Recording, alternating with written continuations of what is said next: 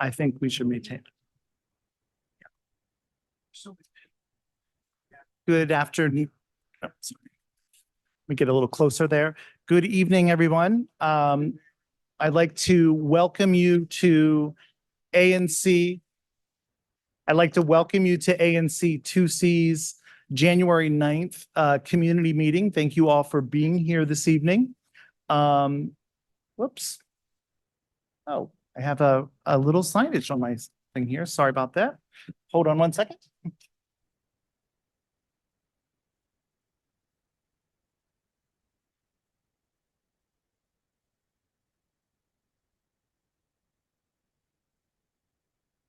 There we go. We had to clear that out of the way.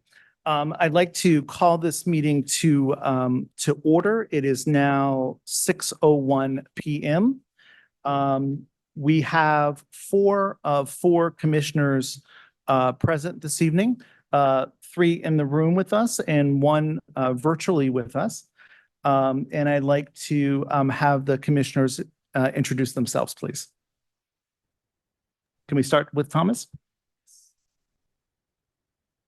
You have to push your mic.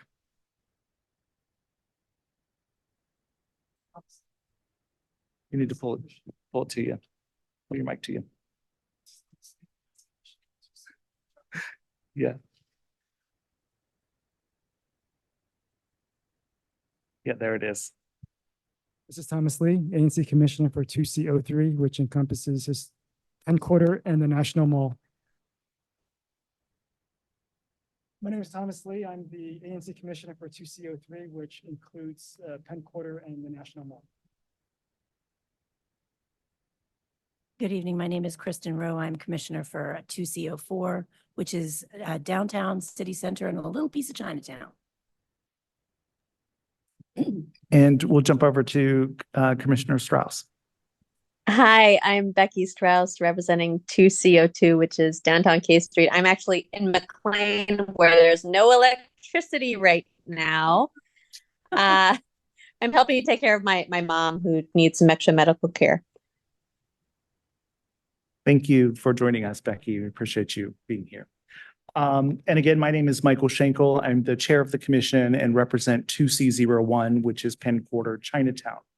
I will quickly show us tonight's agenda. There are some agendas up on the table here for us. Let's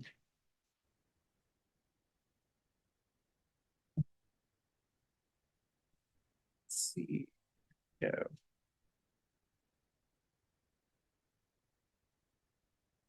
We are still getting used to our hybrid meetings. So bear with us a second. There we go. Terrific.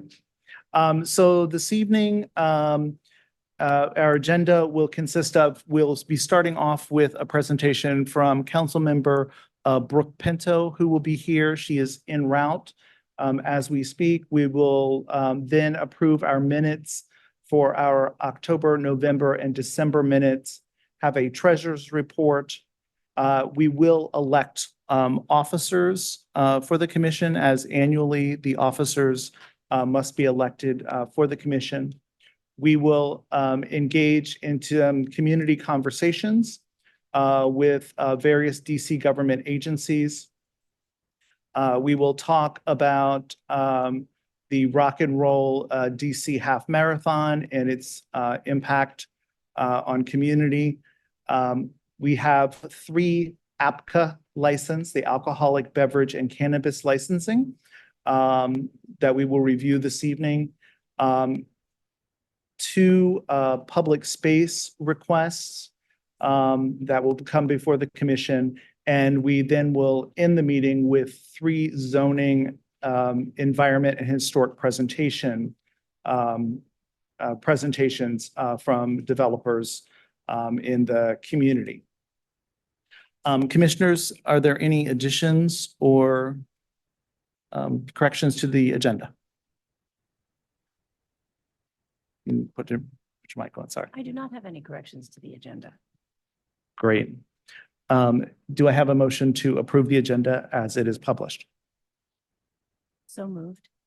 Second. So we have a second motion by Commissioner Rowe, second by Commissioner Lee to approve the agenda. All those in favor, if you could raise your hand. So I have four of four commissioners and a dark commissioner on the screen waving her hand there. So thank you. So the agenda is now approved.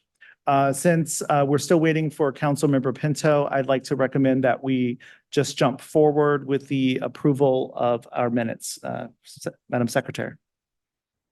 Yes, we have received our minutes for October, November, and December. I reviewed and edited those and sent them to all four commissioners. And I move that we approve those amended minutes this evening. I'm sorry, I'm using my. I have amended the October, November, and December minutes for corrections, sent them to the four commissioners, and I am moving that we admit those or approve those minutes as amended this evening. I will second that. All those in favor? So I have four of four commissioners voting in favor of the approval of the October, November, and December minutes. We'll move forward with our treasurer's report. Have to get really close. We started December 2023 with a balance of 66. Recording in progress. We started.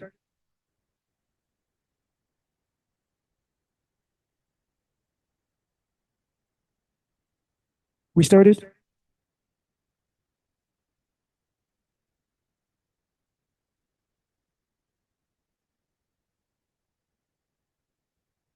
We started December 2023 with a balance of $66,608.44 in our PNC account.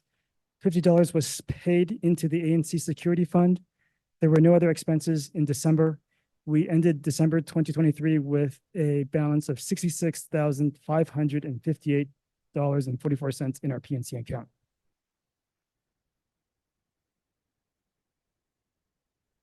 Thank you for that. Do we have quarterly reports to approve this evening? We do not. Okay. One of the other items of business is for the ANC to vote in participation of the ANC Security Fund. This is an annual contribution that we provide for legal protection through the District of Columbia. It is a $50 fee annually for that. And is there a motion to move forward with that? I would like to move that we participate in the security fund for this year. I second. Motion by Commissioner Rowe, seconded by Commissioner Lee to participate in the ANC Security Fund. All those in favor, if you would please acknowledge. And is Commissioner Strauss, I don't mean to call you out, but are you acknowledging? There you go. Okay, you got it. So 4 of 4 commissioners voting in favor of participation in the ANC Community Security Fund. Additionally, in 2024, we are required to elect additional officers or new officers for the commission. Are there any recommendations or a slate of officers that we wish to put forward? I would move that we keep our current slate of officers, which would be Chair Schenkel, Vice Chair Strauss, Treasurer Lee, and Secretary Rowe. Is there a second? I'll second. Seconded by Commissioner Lee. Any comments? Then I would like the commissioners, if we have a vote on that. So for Commissioner Lee, are you voting? Okay, so 4 of 4 voting in favor of keeping our existing officers in place for the 2024 season. So we'll proceed with that. Are there any community, are there any other, we can just move forward. I don't see Councilmember Pinto yet. Do we have anybody from MPD 2 on with us this evening?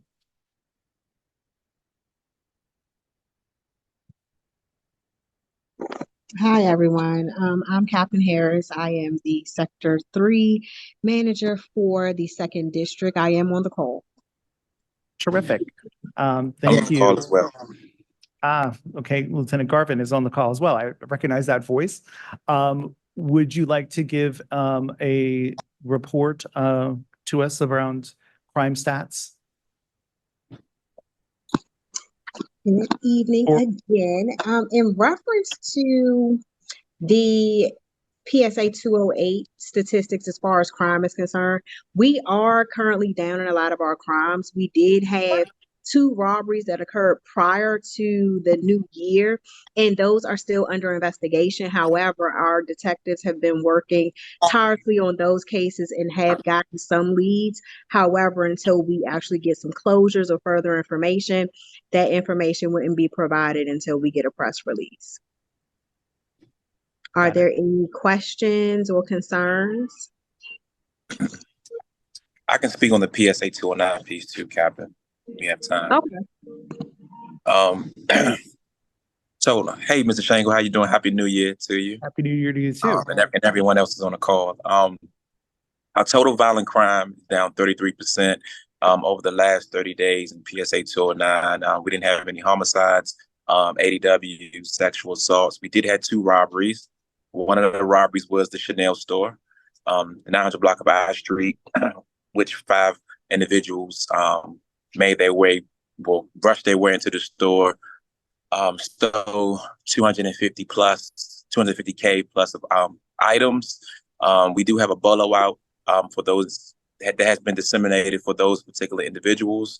And we also had a robbery, force and violence at Macy's, 200 block of G Street, where an individual pushed one of the workers to the ground, then grabbed the money from the cash register. We believe this individual was from our unhoused community. That case is still open and being investigated by our 2nd District Detectives Unit. We did have a significant arrest, 1000 block of S Street at Sephora. We had a young lady who had a custom-made garment on, which was used to conceal store items. She was arrested. We arrested her for B2. Come to find out that she was connected to a multinational theft ring. So that was pretty big for us. We understand that property crimes are at an all-time high.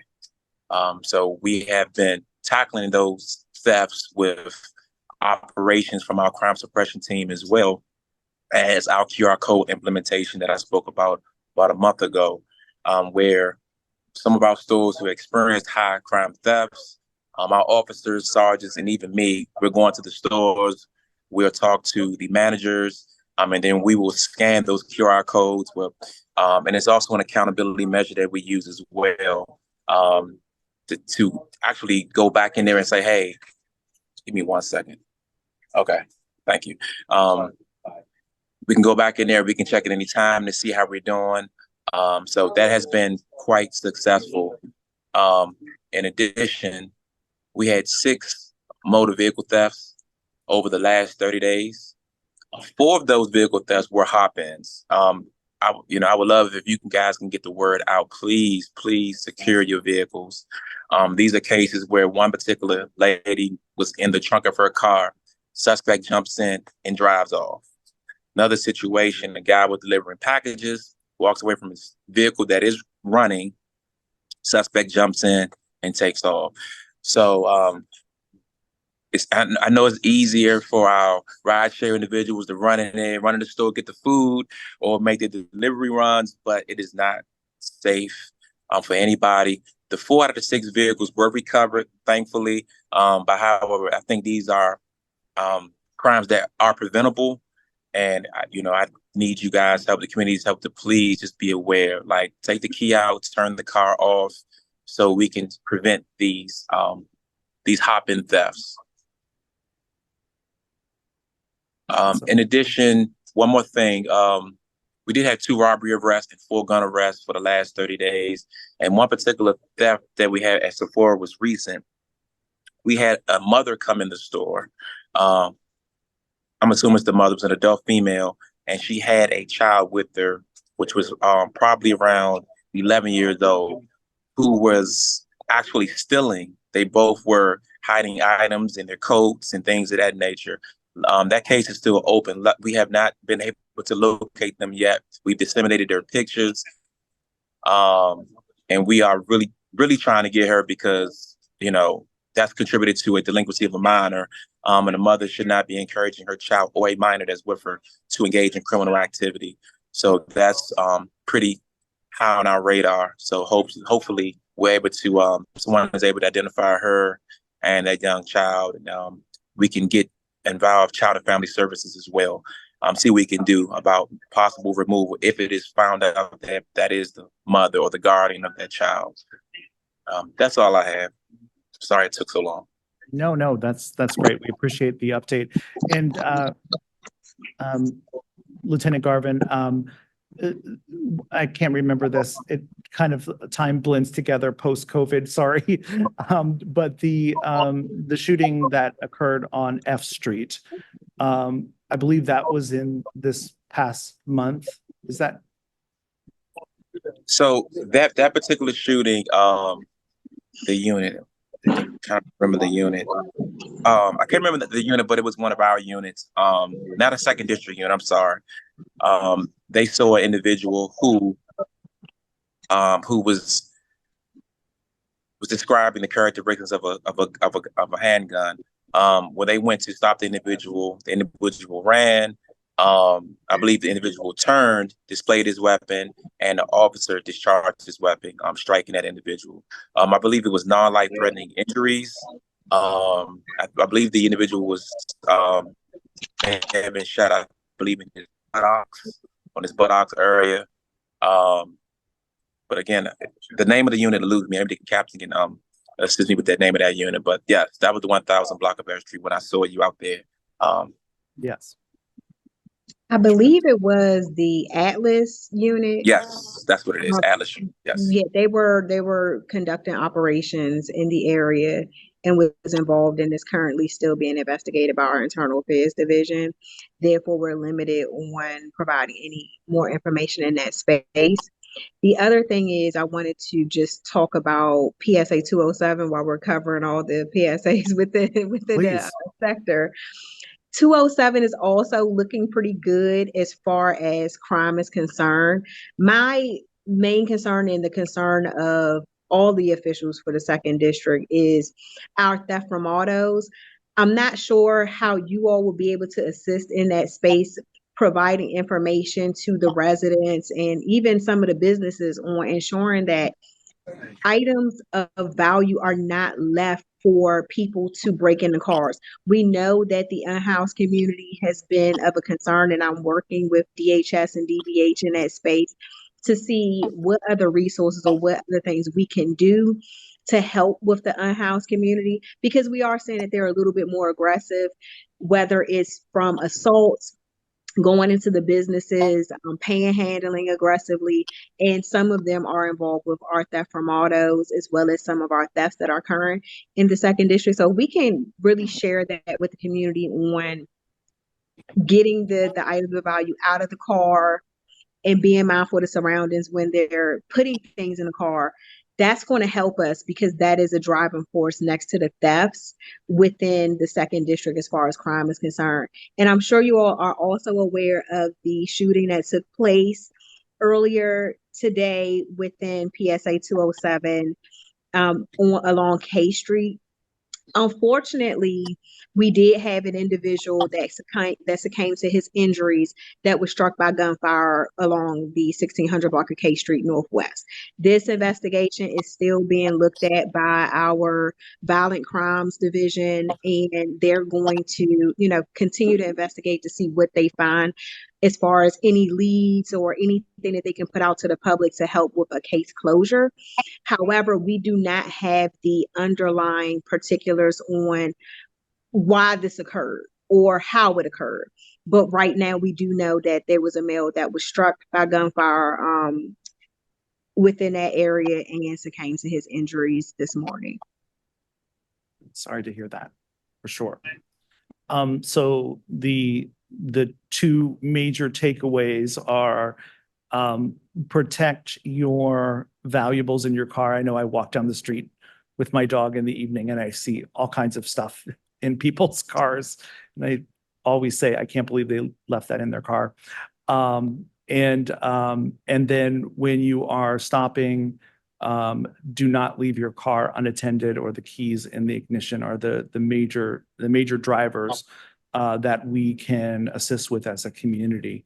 I know that violent crime, gun violence is continues to be a major issue across the city, and anything that we as a community can do, I think would be, to help get those guns off the street by informing MPD. Commissioners, do you have any questions for Captain Harris or Lieutenant Garvin? This evening, but thank you for being here. Thank you. Okay. Are there any? Yes, well, I'll get the item. Yes. Are there any community questions for either of the officers? Okay. Hearing none. Thank you so much for being here. We appreciate you being with us this evening. Thank you. Always a pleasure. Awesome. Thank you very much. We do have Councilmember Pinto, who is virtual with us this evening. So I would like to turn this over to Councilmember Pinto. There she is. Okay. Great. Hi. Great to see you, Chair Schenkel, and thank you so much, Commissioners Strauss and Lee and Rowe, for your continued partnership. And thank you for having me virtually tonight. I know I was so looking forward to joining you in person, but I was trying to be in too many places at once. And so I appreciate this, but I'm really looking forward to joining you all this Thursday at our office hours at Compass Coffee downtown. So hope to see some of you there as well, which is at 8:30 at 650 F Street. Also, thank you, Lieutenant Garvin and Captain Harris, for that update and all the work that you do. Today is Law Enforcement Officer Appreciation Day. And so we appreciate you all every day. But we know that it is a particularly tense time right now with public safety and the needs that we are asking of you all in our city. And so thank you for stepping up in your service. I thought well, first I want to share just a couple of updates around other locations that we can be together, and then talk about some of what's going on downtown and then with public safety, and then of course have time for questions.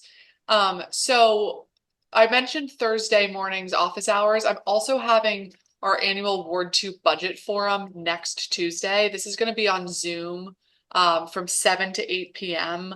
on Tuesday, January 16th. This is really important for me and my office to hear from Ward 2 residents about what your priorities are for the budget. Every year since I've been in this seat, those recommendations have informed the budget priorities that we fight for, that we ask Mayor Bowser to prioritize, and that we then do everything we can to ensure are funded. And if anyone can participate to that, we'd love to have your voice as part of that process. If you can't make it, you could always email me and my team. And Maddie White from our office is here as well. If I can ask you to put Lynn's email address in the chat, who's our legislative director. And if you're unable to come to the budget forum, you can email Lynn other Ward 2 budget priorities. So first, let me start with the elephant in the room around downtown, which is the announcement that Monumental Sports made of the Capitals and the Wizards leaving. This was terrible news. since my first really month in this seat, I have tried to work very closely with Monumental Sports, recognizing that they are an excellent partner, not just to Chinatown Gallery Place, but all of downtown and really all of our city. The teams are a tremendous source of pride, and it's really important for economic development to have these teams here. It supports our local businesses, it supports our residents, it supports so much of what we need to generate revenue to fund for all of our city programs. And so I have always tried to make clear to all of my partners that we cannot take for granted the team's partnership. And so I was very worried when there were conversations about a possible move to Virginia. There were a number of things that we tried to do, around the arena to be as good partners as possible, whether that was the introduction of the amplified noise legislation, or doing specific public safety visits there with our law enforcement partners, following up with the U.S. Attorney's Office and different prosecutions that needed to happen, issues that we were having with and around the Pat Handy shelter that was affecting residents and the arena. And this announcement came of the move to Virginia, which is really disappointing that the district's offer wasn't able to be made earlier. That the night before the announcement came, the council unanimously and the mayor unanimously supported a $500 million offer to help the arena with their renovations. And that was the angle that the arena had talked with us about over the last several years, was that they would need help with renovations. And so one of my missions, especially in the last several months, was working with my colleagues to make sure that when that deal came to the council, we were prepared to support it. Unfortunately, that deal came to the council way too late for a number of reasons. One of the details that you should be aware of is that the district is only, this is a little technical, but the district is only allowed to borrow, is only allowed to have a 12% debt cap. And we, in October, were at 11.99999, which means that we couldn't borrow any additional funds. In November, the CFO refinanced our budget, and we had new interest rates, which allowed us the additional borrowing capability of the 500 million. And that's when that offer was made, and that's the offer that was supported unanimously. So it's not good news. It would not be good for the area. I do not want this to happen, and I have not lost hope. Virginia process is complicated. There are many Arlington residents who are very angry about this idea. Arlington has their own city politics with their own city council. The Virginia state government is complicated. There's a Republican government. There's a Democratic-led House of Delegates. There are a lot of steps that need to happen to get this deal approved in Virginia.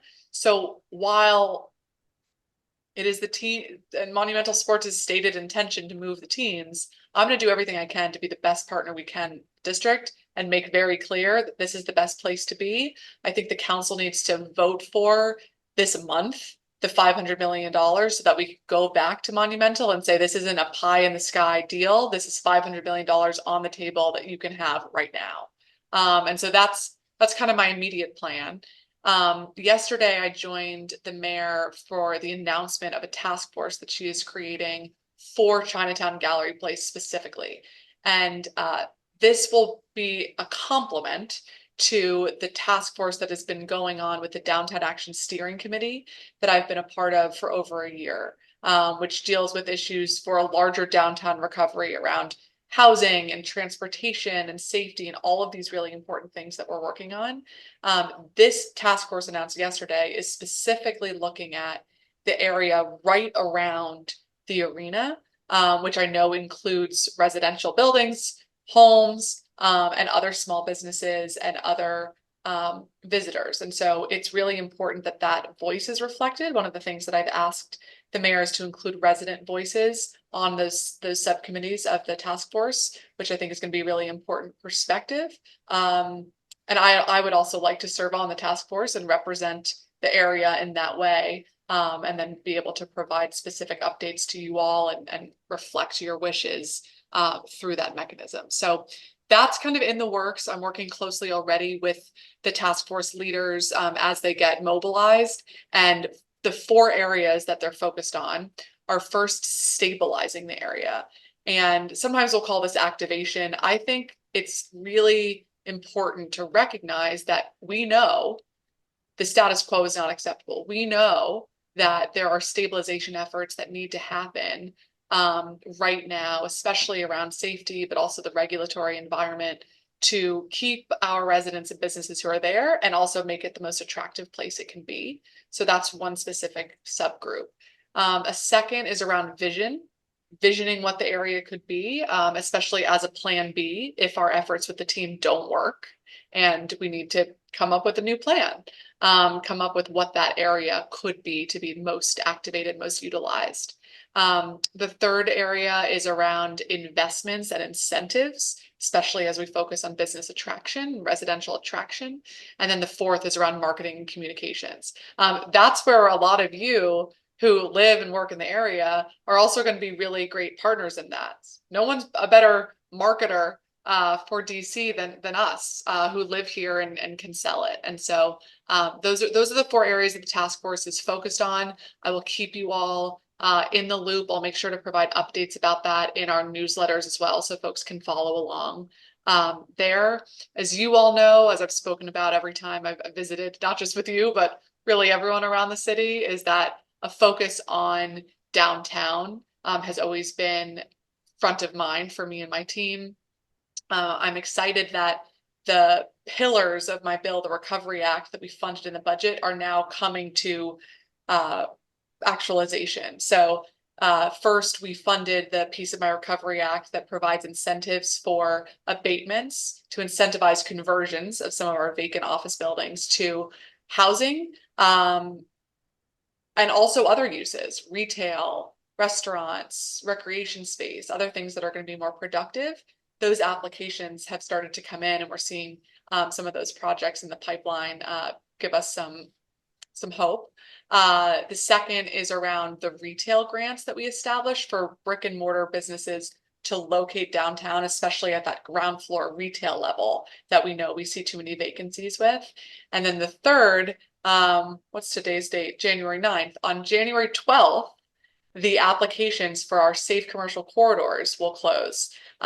This is a new pilot program that I started last year that I'm really enthusiastic about, and we started it specifically in downtown Shaw and Adams Morgan to say, look, there are a lot of really important public safety interventions. We need our police to be there. We need others to be there. And we need to supplement that effort in a nuanced way for each neighborhood. So if downtown organizations or groups apply for this fund and they want to use it for additional patrols and folks on the ground to have more eyes and ears, great. If you want to use it for more lighting, great. The Mount Vernon bid, for example, mentioned that they have an issue around smash and grabs. And so maybe it would be more useful to use a truck with headlights between 2 a.m. and 6 a.m. Just as an example of the kind of nuanced responses the community knows best that aren't going to be one size fits all across the city. So those are $500,000 grants that will be going out this month. And so hopefully you'll see a difference right away. So those are a number of the things we're doing downtown. And then just next, I know I've been going on too long. You know, public safety is my number one priority. I'm the chair of the Council's Committee on Judiciary and Public Safety. Thank you especially to Commissioner Strauss, who has showed up to so many of our hearings this fall. I've been moving about 15 different bills throughout the hearing process this fall. We've heard from thousands of residents. We're getting close to be able to move forward on much of that. And I'm really enthusiastic about our ability to really stem the tide in a very meaningful way to address the unacceptable rates of crime and violence that we're seeing right now. And so those 2 issues really are my focus and what my team and I are working on every day on your behalf. And I know there's a lot to do, and I know you all continue to be great partners and thought partners in what the area needs. So I will stop there and make sure we have a couple minutes for questions, but want to thank you all again for having me. And thank you, Chair Schenkel, as always, for being such a great representative of your neighbors. Thank you so much, Councilmember Pinto. I had two questions for you. Okay. One specifically, I think that a lot of residents downtown continue to feel as if their voices are not being heard and taken into account when they raise issues. And I know that you have been a strong advocate for the community. But, you know, we've had issues with the Pat Handy shelter that took 3 years to resolve. 2 or 3 years ago, we started sounding the alarm that crime was a major issue and on the uptick in downtown. And now the mayor's Be Downtown Task Force, why I applaud that effort. It seems like these are reactionary measures and that the statements from the residents who are living here were not proactively taken into account before things started to get out of control. And I'm wondering how we can ensure that the voices of the community are prioritized. I think that your legislative grant, Safe Streets grant, is great, but I'm not certain that the bid is tied in to the voice of the residents who are living downtown. And that has always been a concern of us on the ANC. I can speak for myself, but it's always been a concern of me that things happen and our voice is not included in that. And I'm wondering how we can ensure that the voices of the community are really heard. Well, thank you for that. I mean, first off, I'm sorry that you or others feel that way. That is a terrible way to feel and so frustrating. And I share a lot of that frustration. You know, just as an example, I introduced the Recovery Act for downtown in 2021. And I was told, don't worry, downtown will be fine. Downtown will bounce back. So to your point, yeah, it's great that we're implementing this now, but it should have been passed 2.5 years ago. Same thing with the offer to support the teams with the renovations at Capital One Arena.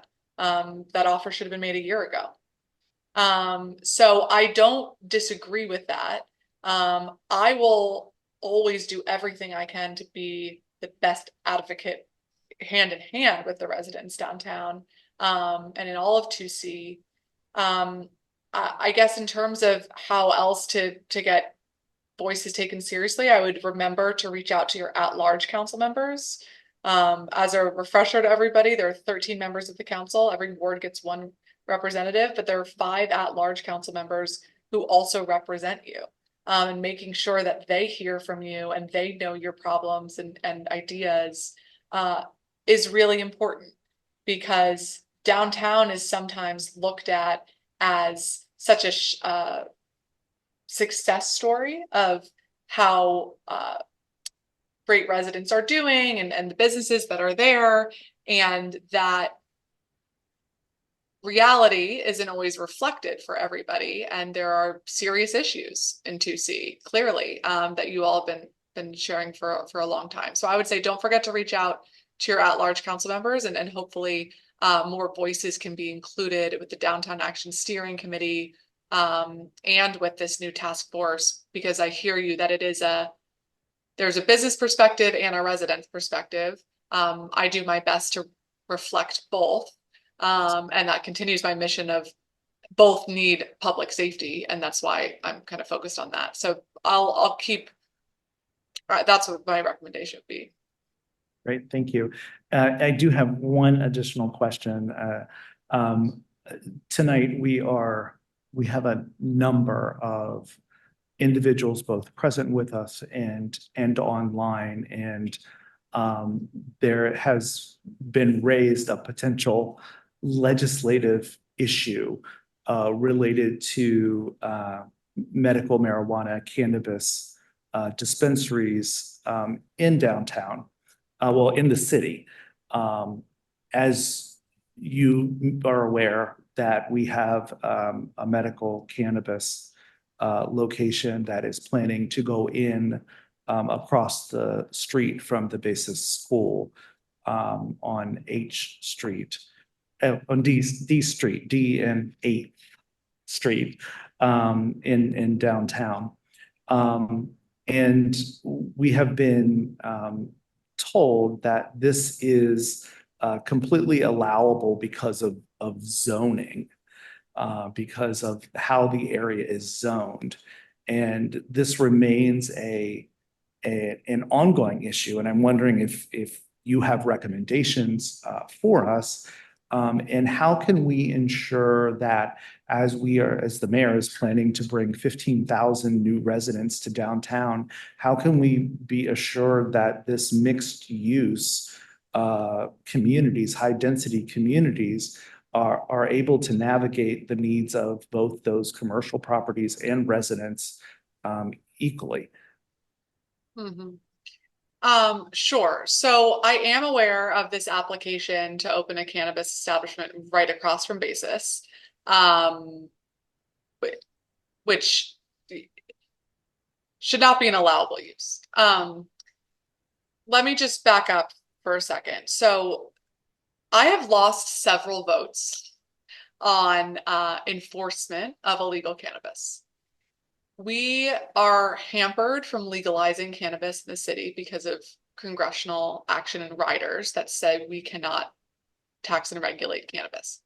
And we have this now system of so many illegal cannabis establishments throughout the city. Now, that process is underway, that if illegal businesses are interested in transitioning to be a medical licensee, they can do that. They can apply to do that.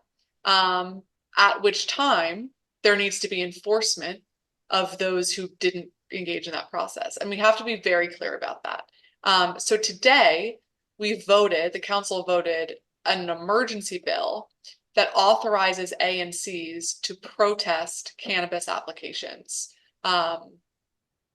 period. Now, I would like on a permanent basis to make that category of people with standing to protest broader, to include residents, to include schools, to include, if I'm a parent of a school in a different ANC or different ward even, I should be able to have a say in what goes on around the school. So that's something that I'm working with colleagues, and I spoke to this at our breakfast meeting this morning about the importance of additional standing and participation. And frankly, we have that level of, we have a broader level of participation for alcohol and liquor establishments than we do for cannabis, which doesn't make sense because cannabis is currently not legal or regulated. So that's a frustrating process, but I'm trying to push the wheel in the direction of sensible enforcement for illegal cannabis shops.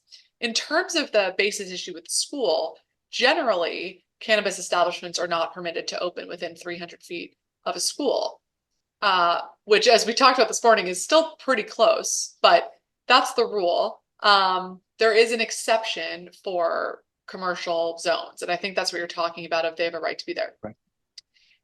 I would not define it as they have a right to be there. I would define it as they can apply, but it's still within ABCA's discretion to deny an application, especially with surrounding circumstances like being close to a school.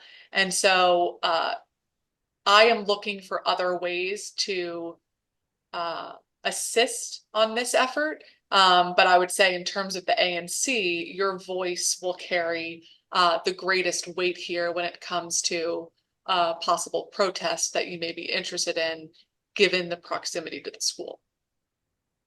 Great, thank you very much. I know that we have online one hand that has been raised for a question, and I know that you are off to another meeting. But Mark Lyon, your hand has been raised. Thank you. Thank you, council member, for joining us this evening. I'm curious as to why protesting the opening of a marijuana dispensary across the street from a school and directly across the street from the entrance to the Superior Courthouse should be the responsibility of the ANC, and why that was not something that the council addressed when it passed legislation restricting where these businesses can be located. So I tried. I didn't have the support that I needed to pass additional restrictions and to pass what I would define as a more appropriate enforcement regime at an earlier date. And so, like all issues, I try my best to make the best argument I can to all of my colleagues. And if I'm unsuccessful, then I try to work with them on compromise steps. And that's kind of what today was about, was, okay, at least there's some enforcement now as of today for illegal establishments and the ANC can protest. But I hear you, there are some places that are not appropriate for it. And we'll keep doing everything we can for some sensible regulatory systems when it comes to this. I appreciate that. I reached out to your office about Spliff Nation operating illegally using the address of Freethink on E Street and received no response. That's been over a year that they've been using this location. So in addition to dealing with the legal dispensaries that we've permitted, stopping it with the illegals that are using fake addresses and doing street deliveries would be very much appreciated. Well, thank you so much. And thank you for raising that. I'm sorry. On behalf of that, we do our best, and it's very important to me and my team to try to get back to everyone. And so we will certainly try to find out what happened with your request. But yeah, I think that's exactly right. It was one of the amendments that I voted for again about 2 years ago to have enforcement of illegal businesses. That amendment failed. And so there has been basically no enforcement ability of the city. And so that's what today's vote changed. And I think we'll start to see a difference, hopefully, for those businesses that have not applied for the transitional license and that continue to operate illegally will finally be able to be enforced by ABCA. Got it. Thanks. Councilmember Pinto, do you have time for one more question? Sure, I'll try to. Sorry, I have That's one okay, I got 1 question minute. in the room here, and then I'll wrap up here. We had a couple hands come up. Yeah, I think you probably have more than one if you have the time. Dave Stevenson, parent of 2 children at Basis DC, longtime district resident. I've been in direct dialogue with ABCA's AGC. Do you believe that ABCA is correctly interpreting and implementing the law? The exception that the ANC commissioner mentioned is only intended for unlicensed transition license applications, right? Unlicensed establishments transitioning, but they're using it not to apply for a license where they currently are, but to locate within that sacred 300-foot boundary of our schools. Do you believe ABCA is doing what the council intended? So the specific application around Basis I only became aware of recently. So we started looking into these legal issues today of other interventions that we could take with Basis. So we're considering all of these things. I will say on its face, when I think that fact is very relevant, that it is a transitional license for a different location. That is certainly not my intention when it comes to transitional licenses, but we are looking at the legal basis of assisting. I thank you for that, and I say that you've got a lot of angry parents from Basis here in the room and online. Yeah. But this shouldn't simply be, so shout a little bit, but this shouldn't simply be a Basis DC issue, right? You've got charter schools, you've got private schools, you've got preschools all across the city right now who presumably are getting, I don't know, smoke shops right next door because of this transitional issue. It's not right. And so we ask you to make it right. We'll work through the ANC. We'll work through the protest process. We care a lot about the environment for our children for important safety reasons, but we also care about the health and safety of all the kids in the district. And we want to see the council and our administration act appropriately. Thank you very much. Thank you. Thank you very much. I totally hear you. I will not give up on this issue. And I'm trying to work with Councilmember Allen as well on coordinating here, for basis to your point, and also for other schools that are definitely dealing with a similar issue, and we've got to act quickly. And this is another area I'll just put out here. Reach out to your at-large council members. Councilmember Pinto. They need to hear from you too as I collect support. Councilmember Pinto, thank you so very much. You're such an advocate for us and always available, you and your staff members. So we do appreciate that very much, and your representation of Ward 2. So thank you. Thank you so much for having me. And moving this. I really appreciate it, and thank you all, and I will see you all soon, and hopefully some of you Thursday morning. Awesome. Thank you so much. Thank you for joining us. Sorry we didn't have more time for that, but we will move forward with our agenda. Is anybody here from MPD 1? Hey, firm. Can you hear me? Yes. Hi, good evening. I'm Lieutenant Simic. Hi, how are you doing? Good. Thanks for hanging in there with us. Yeah, no problem, of course. So I'm gonna get right into it. For the last 30 days, PSA 101. Give me a second. So we had no homicides. We had, give me just a second, please. Sure. We had one ADW knife, which happened in Chinatown at the parking garage. That case has been closed. We had 3 robberies, for which in 2 of those, the lookout's going to be the same for 2 black males, juvenile, 16 to 17 years old. The 3rd robbery, which was robbery, force, and violence in Chinatown, was closed with an arrest. And that's pretty much all as far as the violent crime goes for the last 30 days. Mostly, as you guys know, during the Christmas season, holiday season, our property crime goes up. That's the case for motor theft vehicles, as well as theft from the cars, break-ins.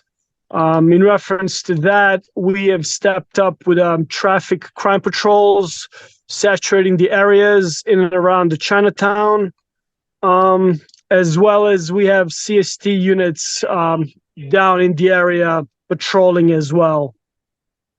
That's pretty much all as far as the major 101 crime stuff for the last 30 days. Any questions? Thank you so much. We appreciate that. Commissioners? Commissioner Lee? Yes, there was a shooting in front of the WMATA headquarters on Christmas morning. Is there any more information as to whether you were able to catch the shooter? Would you happen to have an address for it?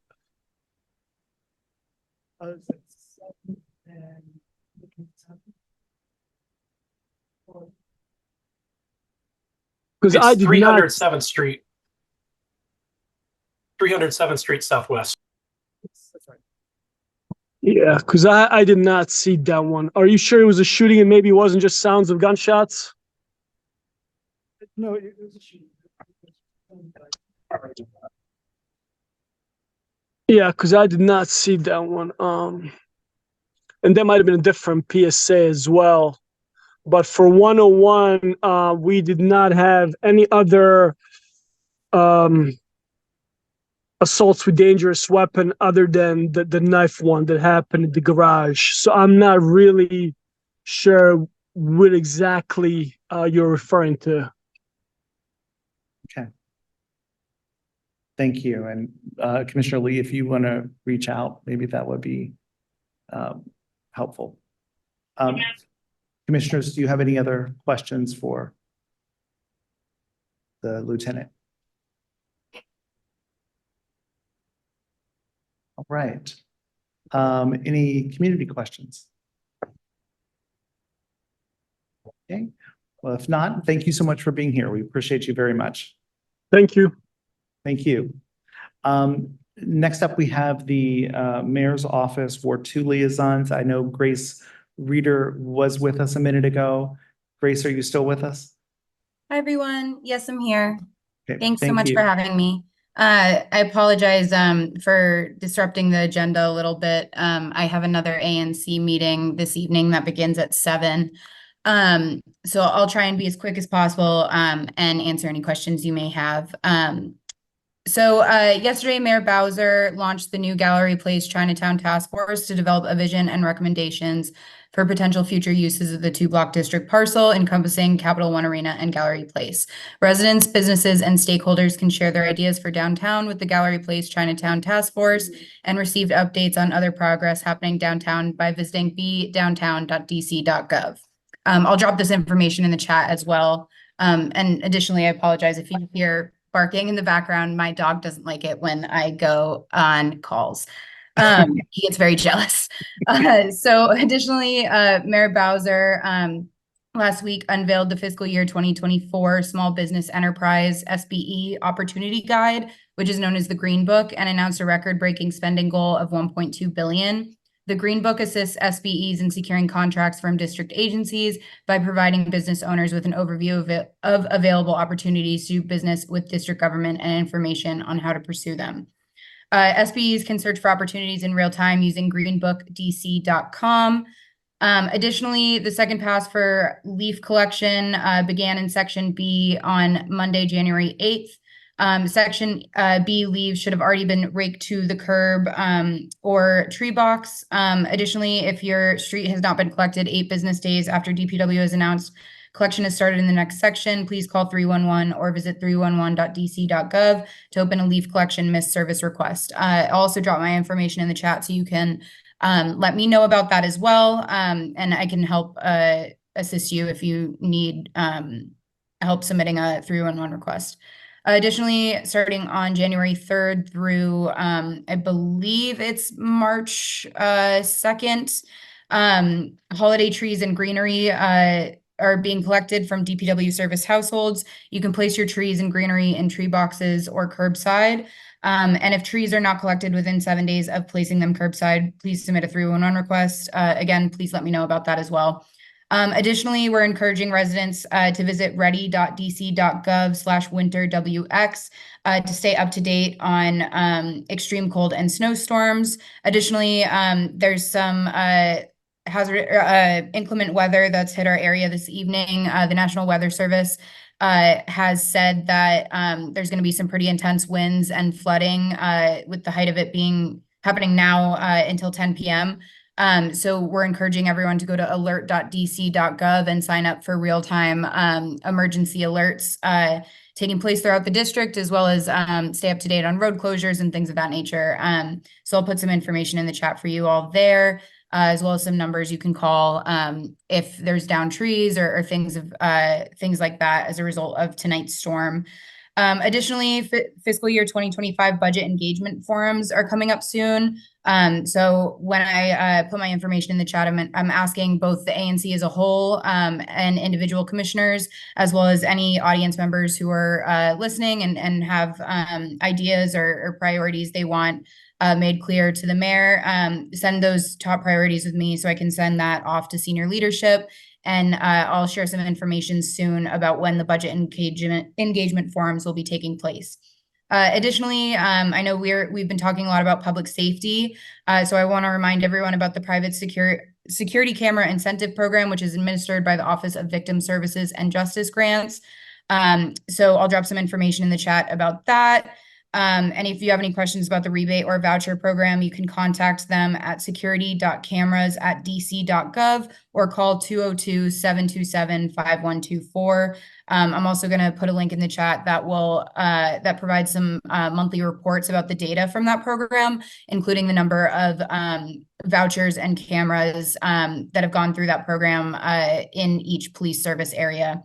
Additionally, Mayor Bowser and MPD announced the Real-Time Crime Center, which is partnering with other neighboring jurisdictions and is serving as a new dedicated space that will be staffed 24/7 with local, regional, and federal law enforcement agencies to monitor and respond to criminal activities in real time. Additionally, you can go to together.dc.gov/safer stronger to get an overview of the Safer Stronger DC and public safety legislation that Mayor Bowser has championed in the first year of her third term.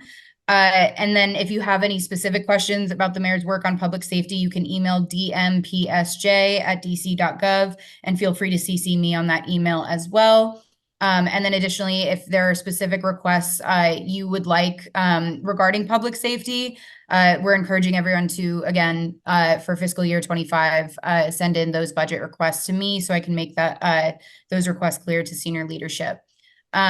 With that, I'll take your questions. And Commissioner Schenkel, would you be able to turn on the chat for me so I can drop all this information in the chat as well? Yes, I can repost it for you. Perfect. How's that? Yeah, I'll send it to you via email. If you want to drop it in the chat, that's fine. And I can just hit 2 buttons and send it out to everybody. Okay, I don't see a chat function. Oh, you don't see a chat function. If you email it to me, I'm happy to put it out. Yeah, perfect. I'll just email it to you. So that way everyone has this information because I know I ran through it very quickly. Got it. Got it. Are there any questions for the mayor's office? Joanne, could you step up to the mic there?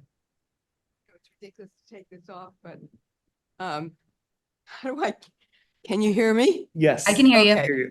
I have a question. On the first thing you talked about a new task force, you speak so quickly, I couldn't even write down the first word you said. I'm so sorry. No, that's okay. I know you're running off, but in some way, can you get a list of the members who were appointed to these new task force and the goal of the task force? I'm calling task force. It might not even be called that. So because I would like to know about it so I could contact, and others here could contact anyone who's on it if they have a concern or they want to get that on the table with concern to what they're working on. Yeah, definitely. By the way, I started and have run for, I don't know how many years, 15, 20 years, the Penn Quarter Neighborhood Association. We're never considered by the mayor's office for anything. And I think that is probably a mistake. Thank you. Can you leave your contact information with Commissioner Schenkel so I can get in contact with you directly? But just so everyone can visit bdowntown.dc.gov and you can submit your recommendations as well as you can put your information there and you'll be notified of any updates happening downtown and things of that nature. But essentially the task force is not it. We're DC government and Mayor Bowser is still with Monumental Sports. We still have the $500 million offer on the table to upgrade Capital One Arena. And we're very confident that Monumental Sports will see that DC is the best place for both the Wizards and the Capitals to remain. But if they do decide to go through with the move and it's approved by the legislature to move to Alexandria, this task force essentially is coming up with ideas and envisioning what else we can use with this space if they do decide to leave DC. So that's kind of what the task force is. And that's why if you visit bdowntown.dc.gov, you can put your ideas there and stay up to date on information. Awesome. Thank you so much. Any other questions for the mayor's office? Thank you so much, Grace. We appreciate you being here this evening. Thanks, guys. Take care. Yes, I do. We will now move forward to local events that impact the community, the Rock and Roll DC Half Marathon and 5K scheduled for Saturday, March 16th, 2024. I believe I saw Diane on here. Yes. Good evening. Hi, Diane. How are you doing? Hi. Good. I'm gonna be very quick. Good evening, everybody. My name is Diane Thomas, and I'm here representing, I think, for like the 14th year I've been in front of you guys on this event that's in its 16th year. This is the St. Jude, which is a new title sponsor, Rock and Roll DC Half Marathon and a 5K. It is being run Saturday, March 16th. The 5K starts at 7:45 and the half starts at 8 a.m. Both races, you guys, this ANC hosts the start line at 14th and Constitution. with the running corrals going from 14th all the way to 9th Street. And then you're also hosting the 5K, the start and finish of the 5K, which is at 4th in Pennsylvania. We did this 5K last year. You guys probably saw it or aware of it. The about 2,500 runners ran on Pennsylvania Avenue West. They made a right turn up 6th Street North. They turned east on East Street and then went over to 4th, went north on 4th, up to K to North Capitol, and then turned around and came back and finished at 5th in Pennsylvania. That event, like I said, is about 2,500 runners. The half marathon is, we should field about 12,000 runners. Those runners, again, that starts a little later, and they use, again, that ANC along Constitution. I think the finish line cleared last year at about 9:30 is what I recorded. All those runners were clear of all the corrals, and those cross streets, 9th Street opened up as early as 9:40, 9:45, that'll back up. And the 1,200 block to the 1,400 block took a little longer. I think they were open and clear by 10:45 because it had the start line structure and that needed to be broken down. But in that, I think everything was cleared out of there pretty early in the morning along Constitution Avenue. Now, the 5K you see, this 5K finish, start and finish, that is a pretty quick race. It's again, it's a 5K, a little over 3 miles, and they go up and come back. There is music at the stage right there at 4th in Pennsylvania. The stage faces southbound, so a lot of the projection of the music is away from the Penn Quarter area in that community. Again, and that race is more, again, this whole event, that 5K is very family friendly, whereas kids, you know, older, younger, everybody kind of takes part in that 5K. And the finish is, you know, as you can imagine, beautiful right there at the Capitol. So that was very well received last year when we changed that course. That's pretty in a nutshell. I guess I can go. We'll be using course signs again this year, probably not around that federal area there, but along some of the route we'll have course signs kind of reminding people it's coming up. We'll be using Waze to upload all the street closures when people are trying to get around in that morning. They need to get out of town. And again, I mentioned course music. That is right there at Pennsylvania and 4th Street. There is no parking along Constitution that evening and into the day until about 2 o'clock. That opens back up. That's the same for 6th Street, East Street, parts of 4th Street, and then K Street as we exit your ANC. The whole event wraps up at about 1:30, 2 o'clock, and that includes that 4th and Pennsylvania Avenue area there. So that was a quick kind of rundown. I apologize. But no, thank you so much. I know this is an annual event for us in our ANC. So thank you very much for coming and presenting. Commissioners, do you have any questions? Any community questions? Is there a motion on the floor to send a letter of support for this event? So Commissioner Lee has a motion on the floor to send a letter of support. Is there a second? It was seconded by Commissioner Rowe. We will get that letter of support off to you. Oh, well, I guess we need to vote. Sorry, let's vote first. And Becky has lights, I see. So the city is back. All those in favor, if you could raise your hand. So 4 of 4 commissioners voting in favor of that. So we will send a letter of support now for that event. Thank you so much for being here. Thank you, Commissioner. It's always a pleasure. All right. Have a good evening. Thank you so much. Next, we'll move on to APCA, Alcoholic Beverage and Cannabis Licensing. First on our agenda is UDN Necessities LLC, the trade name DC Smoke, new medical cannabis retailer at 717 D Street. This is APCA application 126787. Do we have someone representing the establishment? Yes. Hi, Mr. McGowan? Hi, this is John McGowan. Yes, I'm counsel for the business applicant. Hi, Mr. McGowan. Nice to have you here. Thanks for having me. Do you want to tell us about the application and what the establishment is looking to do?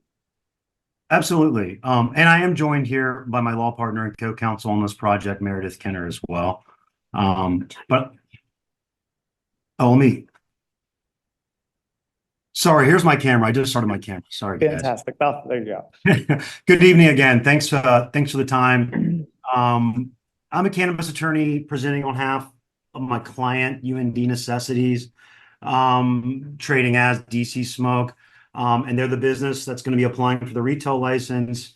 Just from listening to the meeting thus far, I understand there's a lot of concerned community members that are in attendance. So I appreciate the opportunity to present on behalf of the client. And, I've already had a few productive conversations with Commissioner Lee about the most effective ways to, hopefully assuage some community concerns. But, just to give a little information background, the client's applying for a medical cannabis retailer license. There already are 6 current retailers operating, in the district's medical cannabis program, including another one in Ward 2, Herbal Alternatives. And, so that would be a similar model to how UND plans to operate.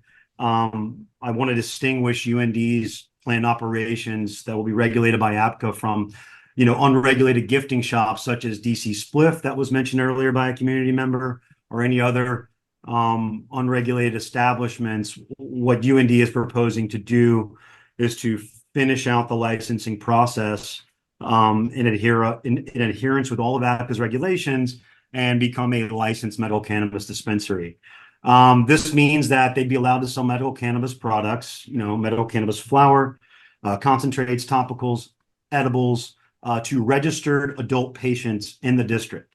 No tobacco or alcohol products can be sold to premises. No consumption of any substances can be allowed on the premises as well. There's not. I'm sorry, did you say that alcohol and tobacco? Oh, no alcohol and tobacco. Okay, got it. That's what I thought. Okay, Important clarification. No problem. Important clarification. Yes, absolutely no tobacco or alcohol can be sold.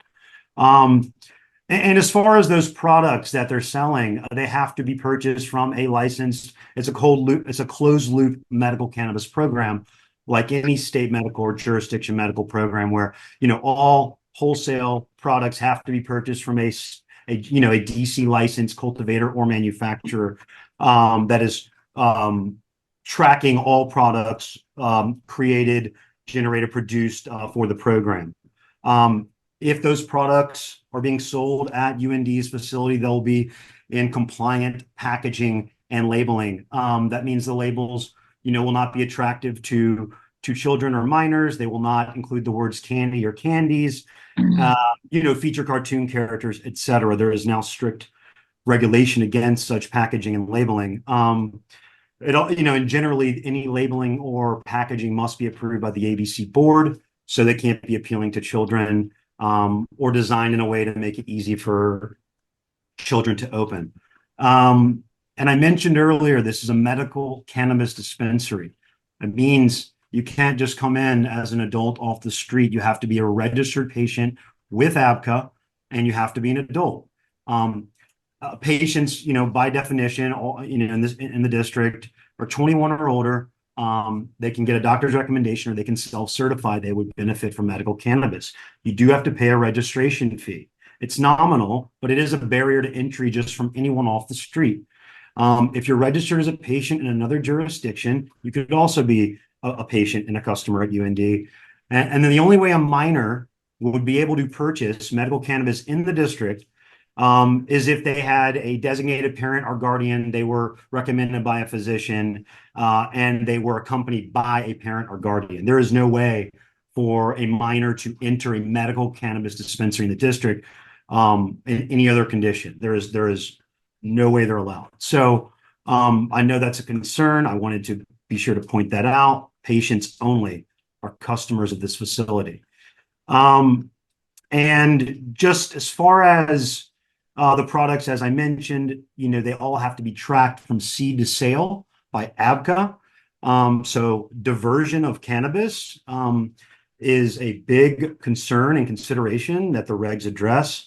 And so that is something that, will have to be adhered to by UND as well. And I'll make this brief. I'm sorry. I just wanted to make sure it's thorough about what their plans are. You know, as part of their application, UND had to submit a comprehensive security plan. Happy to share that with the community, the parts that we can. Some are proprietary, but Yeah. happy to share it. What should I put? I'm sorry, if you could please mute your microphone, whoever has unmuted. Thank you.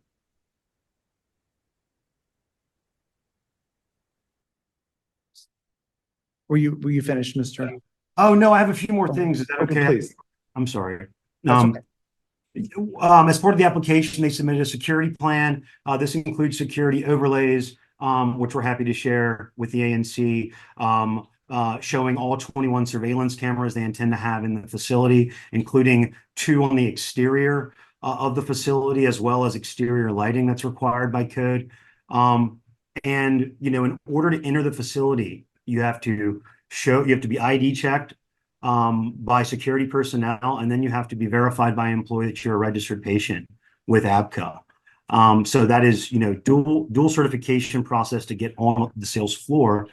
And as posted on the placard, you know, the UND is intending to operate from 10 to 9 p.m. and be open to the public from 11 a.m. to 8 p.m. and delivery hours from 11 a.m. to 8 p.m. And I'm happy to share a rendering. It's very rough, but it's a rendering of the outdoor. By law, and I just want to address this because in my conversations with Commissioner Lee, we were discussing this. I realize there is glass walls, exterior walls of that address, and you know, by law, you can't have public view of the cannabis sales floor, the cannabis products from the outside. So those glass walls will be have a mirror tint or frosted to a degree, and there will be zero visibility of the inside operations from the street. And so, you know, where we are now, I'll just end on this and then happy to answer any questions. UND is already on November 1st, the first day of the application period, submitted a full application. It was reviewed by ABCA and accepted and voted for placarding by the ABC board for completeness, including its location and the exemption to the setback on November 15th. We are now in the 45-day protest period. And after this period, there would be the build out and inspection phase of the licensing process where ABCA and other city inspectors would come and inspect the facility for final licensure. Appreciate your time. I can address any of that stuff or anything else. I hope that was helpful. I have, yes, thank you very much. I do greatly appreciate that discussion. Do you know why the applicant chose this location across from the school? Were they aware of the school there? Preschool. Yes, thank you all very much. You're welcome to make comment, but we will not have people shouting out in the meeting with that. But there are multiple schools and a daycare in that area, multiple residents. Do you know why the applicant chose this location? I mean, that's a fair consideration, but the applicant was not, you know, strategically trying to be near schools. I will say, in addition to schools, there is a large commercial district in that area. And I will say that there are setbacks other than the 300-foot to school. There's also 400-foot setbacks among other retailers, medical cannabis retailers. There's severe limits on zoning, properly zoned areas in the city. And there are a lot of other businesses looking for vacant properties that, you know, are in good areas that would be good facilities for those operations. This one is available. It is a nice facility. It's got the higher aesthetic, I think, that the client is intending to have for their more upscale retail facility.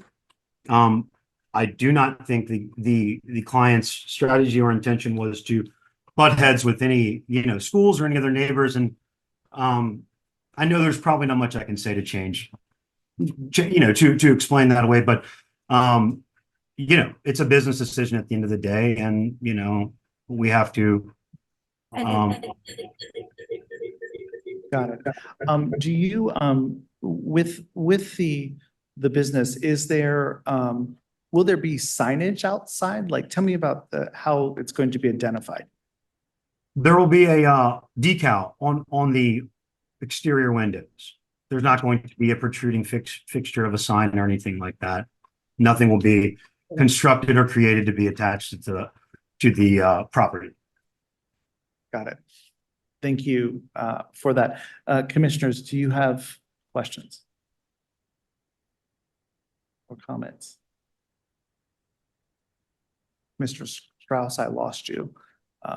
Don't know if you have your hand up. If you do, just shout out. I'm here. I don't have any questions though. Got it. I'd like to hear from the public first. Sure. We are happy to take comment. Please, as you give your comment, please be listening to what other people have articulated. We know this is a very sensitive issue. The applicant is presenting to us voluntarily in this matter. And we want to be sure that we are respectful for everyone involved in this. I know this is it sounds like a tense issue, which I recognize that. So we want to make this as productive of a conversation as possible. So do we want to start here? Yes, if you could please. Oh, I'm sorry. I'm sorry. There's the principal of the school, I'm told. There, commissioners. Thank you so much. Can you guys hear me? This is Alexander Rose-Hennig. I'm the head of Basis DC Public Charter School. Thank you so much for being here. Yeah, and Basis DC has been a member of the ANC2 community for 12 years. We've worked with you guys. I've been on many calls over the years on traffic safety, on flow management, being good neighbors, community service events, and have appreciated the work we've done together over the years. I'm here to urge the ANC to vote an official protest to ABCA regarding the filing of the licensure to operate the medical cannabis dispensary in this location. I think that the primary issue here is one of involvement of the larger community. ABCA has a responsibility in issuing a license determination to take the will of the public into account when making determinations. I think you've already heard during Councilwoman Pinto's presentation that there's some serious flaws in the legislation from my personal perspective as somebody who's run schools in DC for a long time of who has standing and jurisdiction to file protest with ABCA. In the current case, only you as ANC commissioners have standing and grounds to file that protest. And so I am here on behalf of my community to urge you to vote in favor of filing protest for this particular petition for ABCA to give my parent community a chance to have their voices heard beyond this meeting. For the parents and students in the room and on the call, thank you for coming and making sure your voices are heard. Please know that if the ANC does vote to file protest, I would also urge this ANC to ensure that the Basis DC community and others are involved in the mediation phase of the process. Whether or not Basis families have standing in the mediation phase is also critical. And so I would urge this ANC kindly to take that into account as they consider the next steps. The other thing that I would offer on the table is, as the ANC commissioners can see here, there's a lot of voices in the room from Basis, and it's certainly not the entirety of the Basis community. And so I would urge that we partner together, as we have in the past around things like traffic management or community service events, that we partner together to create a platform for Basis families, whether Ward 2C residents or not, to collect their feelings, concerns, complaints, and pass those on to you guys in a formulated manner, be that a dedicated call hosted at DC or at MLK Library, or an open platform that Basis would be happy to create for parents to post comment. So again, thank you all so much for all the work you do, for our partnership over the last 12 years. I'm on behalf of the BASIS community and BASIS DC Public Charter School.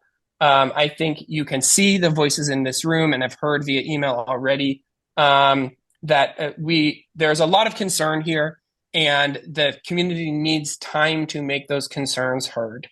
And so 3 things, again, I urge this ANC to do is to vote in favor of filing for protest, to ensure that the BASIS DC community voices are heard in the mediation hearings with ABCA, to continue to facilitate a legislative solution to ensure that more parties have standing in these processes. And also, just to make your lives easier, we are more than happy to help facilitate a community complaint effort that is robust and ensures that every voice is heard in this process. So that's it for me, unless you guys have questions for me. But again, thank you so much. We really appreciate you guys. Thank you for your comments. We do very much appreciate those.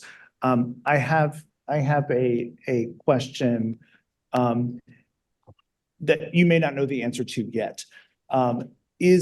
Would there be any let me back up a second. Most of the time when a protest is filed, the protestants would meet with the applicant in a mediation session to try to mediate the challenge that is being put forward. And then if we are successfully able to do that, we develop some kind of a settlement agreement, which may have particular parameters on the establishment. And then if we are unable to reach a settlement agreement, we move that forward to a formal hearing with ABCA, in which the board of ABCA makes a decision on the establishment.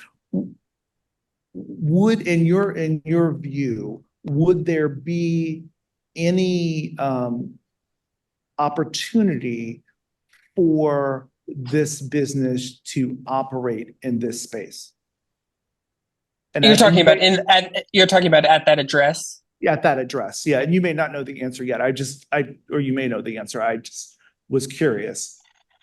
I can say, as somebody who's led schools in this city for a long time, I can't speak on behalf of the BASIS DC Board of Trustees on that. It's just, I don't know. But I can tell you, as somebody who's run schools in this city for a long time, that a cannabis dispensary, a alcohol shop, a vape shop, a cigarette shop, anything operating literally next door to a school means that students are exposed to things that parents do not have control over, that they're exposed to the clientele of those establishments at times and in spaces that make parents feel uncomfortable and don't ensure the safety of students in this city.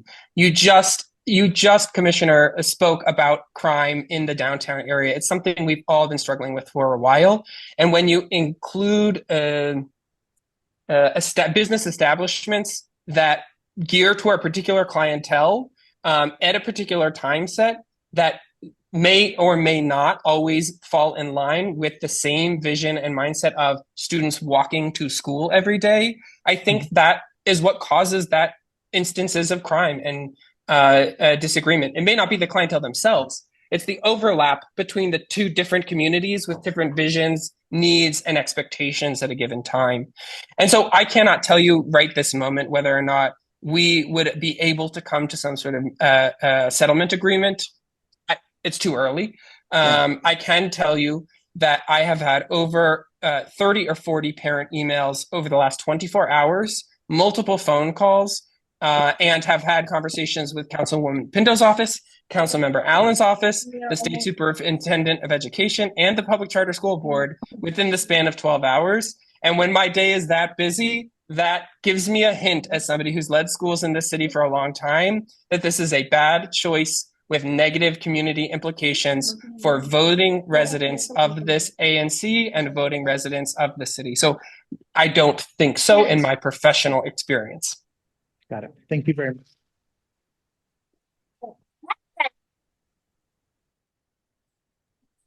I know you may have to make decisions, and I apologize, into the time frame of who is able to make comment here today. I hope I have made comment on behalf of many of the parents who are here, who then may not feel like they need to specifically make their voice heard. I will say that several of the BASIS students, as part of their AP Government and Civics class, wanted to make comments. So you will see, I believe, a Molly Sherman. If this esteemed ANC decides to make some extra time for public comment, if you want to take the student voice into account too, I'm sure they would appreciate that. Awesome. Thank you so much for that. No. Can I ask Jean Stritch to please mute their line? Thank you very much. Can I technically block them early? If we just have go. Do we want to move over to Molly Sherman? Would you like to make comment? We appreciate you being here. Yeah, thank you. I'm Molly Sherman. I'm a freshman here at BASIS Public Charter School. I'm joined on the call with another member of my group for this assignment, Amelia Giles. And so this assignment, the goal was to create a poll, a survey based on a political topic to give to people in our community. And we decided to survey BASIS high schoolers about their opinions on this medical marijuana establishment opening. Someone on the call, Amelia Giles, is going to quickly explain the numbers that we got, but we surveyed over 80 people. I just want to quickly preface that these numbers do not represent BASIS as a whole. They do not represent the student population as a whole, and these are not opinionated. We don't have an opinion on this. We are just merely presenting what the 80 plus students said. So Amelia Giles is going to unmute and quickly go over a few statistics from what we got. They're pretty varied, and they're really interesting. So thank you. Awesome. Thank you, Molly. So the first question that we asked the high schools were, opening a medical marijuana dispensary across the street from BASIS DC is a good idea. And over 50% of the students chose strongly disagree, and they did not think that this was a good idea. The second question we asked was, decals from the medical marijuana dispensary may promote the use of marijuana, and over 50 students also agree. The third question we asked was, medical marijuana dispensaries should be permitted near schools located in commercial zones, and over 50% chose disagree. And on the fourth question was, the views of BASIS students of non-voting age should be considered by local government, and over 60% of the students we surveyed agreed with that. Okay, thank you. Thank you so much, Amelia. That was great.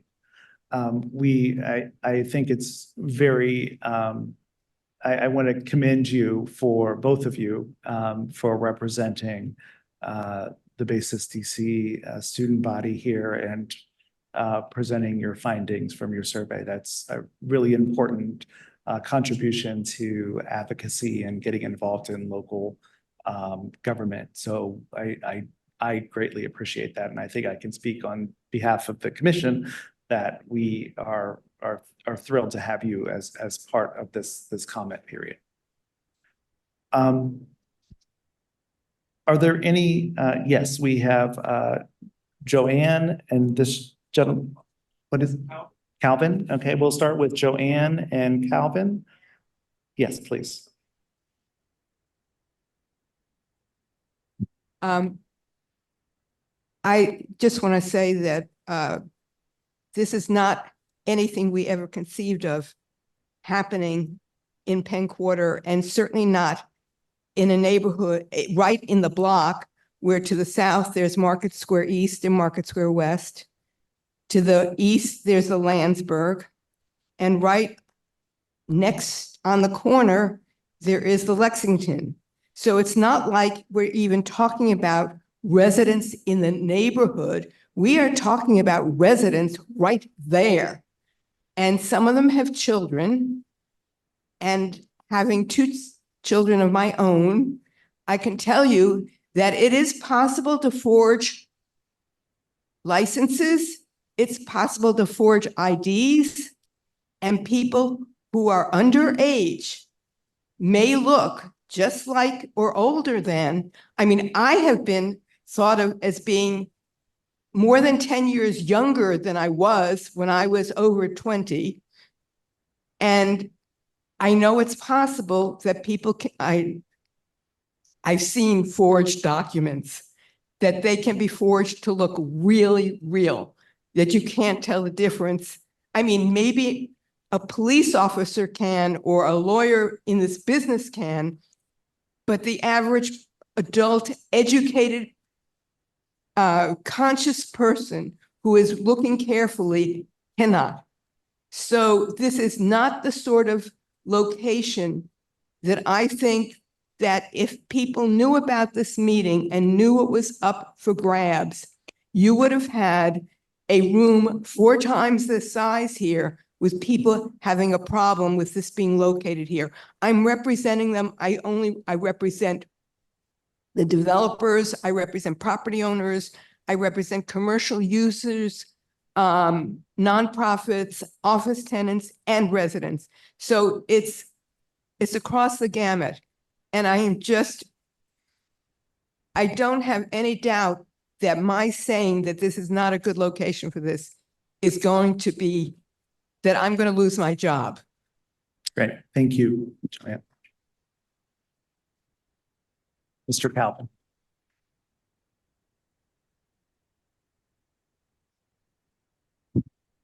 Thank you for having me. I'm Calvin Foster, the head of school at Templeton Academy, DC, the school located 315 feet from the proposed location. If I may, I wanted to make a comment as well as ask a question of the representatives for the establishment. Templeton Academy, DC supports BASIS and ask that we also formally that the ANC protest this and ask to be included in any type of mediation discussions or procedures moving forward. My question for the representative of the establishment is, given that there is an obvious pushback by community members in the schools in question, what is the organization willing to do, or what will they be planning to do in order to work with us if this must move forward? Thank you for the question. Yeah, our intent, the business's intention would be to enter into a reasonable settlement agreement with the ANC and with the feedback of the community to alleviate whatever concerns can be alleviated, and then have that settlement agreement approved by ABCA.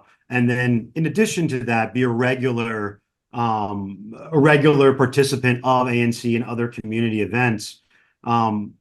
I think there's already been preliminary discussions on, because there will be extensive surveillance of the facility and security personnel, of having a reporting obligation or having some kind of reciprocal reporting with the school and other organizations if they were to learn of any activity around the facility that was, troublesome to students or the school, things like that. Participate in the community, in the neighborhood, to the extent possible, to be a responsible business neighbor. And we have been, as Commissioner Schenkel mentioned at the beginning, there is the opportunity for cannabis facilities now by law to enter into settlement agreements. And our firm has been working on these with other ANCs successfully and able to accommodate common considerations regarding safety, loitering, underage purchase, and noise, trash, vermin control, recycling, etc. Hours of operation, all of those things can be accommodated to assuage concerns if it is possible. Thank you. Also wanted to state that it was interesting to me that this was brought to my attention through the community members, and I'm not going to beat you up anymore about the reasoning for why they picked that specific location. But I would ask that you take back to the organization that if they were truly committed to the betterment of the community, given that they're in such close proximity to these schools, that maybe they should have been the ones to reach out proactively to work with the community instead of it feeling as if we have to be at conflict with one another, because it seemed a little bit sneaky, in my opinion. Thank you for your time.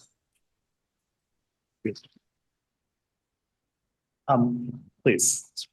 I will say thank you for your comments. I'm not, the establishment does have a placard that is placard in the window giving notice, and that is their requirement for the city with even alcohol usage, is that they do have a placard. But that's why we asked them to come here so that other community members know those as well. So I'm just putting that out there. I want to apologize for my zeal. Your zeal. Okay, got it. I think this is an extremely heartfelt issue. Could you introduce yourself? Peter Christensen, parent of 5, grandparent of 20, resident for 10 years, just across the street. This is a bad idea. It's just a bad idea all the way around. And so all I really want to say is that there are better places for it. And I want to advance the notion that we look for a different place that doesn't have the conflict and needs just less mediation, or it isn't as challenged. I think this is a tribute to parent power that are here saying no. Mm-hmm. And so this is my question, and then I'll sit down. How do we stop this? I mean, what is the actual process? And I've kind of garnered some of what we've heard today, but how does it come down so that this potential proprietor says we've got to find another place? And so I'll direct that to you, Commissioner Schenkel. Be as specific as you can. Thanks again. I will do my best to be as specific as we can. The first step in this process would be the commissioners voting to file a protest with APCA. And that then sets a system of processes in place, which Mr. McAllen also discussed, which is bringing us together for mediation to see if we can find a potential resolution to the challenge. I think that one of the concerns that I have had, and we have spoken with APCA about, is what is codified in the legislation on what we are allowed to do and what the establishment is allowed to do. I hear one thing that APCA is saying, and the intention may be something else legislatively. So there may need to be a legislative resolution to this. I don't have an answer to that right now, but I think that the protest sets into place a process for us to officially come together and kind of negotiate this process or discuss it in much more detail. I think that the objections that are raised, and this is one of the concerns that I have had with the zoning in downtown DC, is this high density commercial residential zoning, which has created tons of problems between establishments, alcohol establishments, and residents, and clubs and residents, et cetera. Like, how do you mitigate that? And that's been a very challenging process for the commission to navigate with the community. So I don't have the perfect answer for you, but yes, that is something that's out there. We'll take one more question. We'll take 2 more questions in the back. The folks, if you could step to the mic and please introduce yourself. No. Got it. So So, okay, go for it. Hi, I'm Yana Samuels. I'm a mother of a BASIS student. I'm a resident of Ward 4 and also encourage you to lodge a protest against this. The reason for my comment is that I have a pleasure of living across a medical dispensary in Ward 4 at Tacoma. I think it's called Tacoma Wellness. I just wanted to point out it's been there for a couple of years. And it's consistently busy, even during COVID times. It's been the busiest business, I would think, all around. There's constantly traffic. They have a parking lot, but there's continuity of cars all the time, constantly people, and a lot of security guards because I think they've been robbed. Pretty sure they've been robbed at least once, and therefore they have number of security guards. So I have witnessed it. I can't say it interrupts our lives because there's a busy intersection, so we don't interact. But just wanted to point out, it's impossible not to expect that there's going to be loitering people and just a large presence of security that's trying to prevent perhaps robberies and other things. So from personal experience, would like you to note. Thank you for sharing.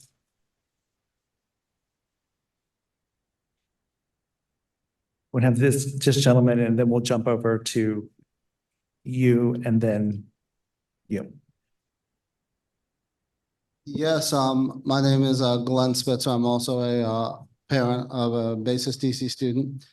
And I mean, I want to think the best of the business and assume that they just didn't do their due diligence and it's not being vindictive and trying to have strife. But when you notice that you've done this, the best thing might be just to walk away.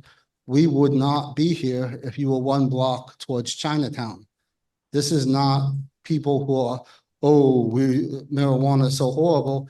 It's just a terrible location for it. I personally would rather have a alcohol store that sells tobacco than a store that sells marijuana gummies across the street. You're not going to get a settlement. It's just going to keep escalating. People are going to keep trying to strengthen the marijuana laws. The further it goes, the worse it's going to be on the general marijuana community. If the marijuana community wants to be a good neighbor in general, they need to not pick fights like this. The whole area, you can say, oh, this was a good place. I have to tell you, that part of downtown needs customers. I'll find you another place. It has a vacancy sign on it. You can go left, you can go right. The only reason you'd want to do this, I mean, it just doesn't make any sense. If are you soliciting, you know, where people can go and buy it and then sell it secondhand right outside? You can't do anything about it. You can't do anything about loitering. And there's another instance where people will keep looking for laws to make it difficult for you because you're a nuisance. You wouldn't be a nuisance by Chinatown Metro, but over there you are a nuisance. Your customers, what is the limit? I read 1,000 feet from a school, you can be arrested for possession. Marijuana allows you to have, you're allowed in DC to have marijuana, that's fine. You're not allowed to have DC within proximity to schools. There could be enforcement. There could be signs about enforcement. There are ways to make it difficult for the business. I think the business just needs to gracefully understand, hey, we made a mistake. We didn't do proper due diligence when we're looking for the site. And this is bad for us. It's bad for the business. It's bad for the marijuana community. And the longer it stays an issue, the more it will escalate. Thank you.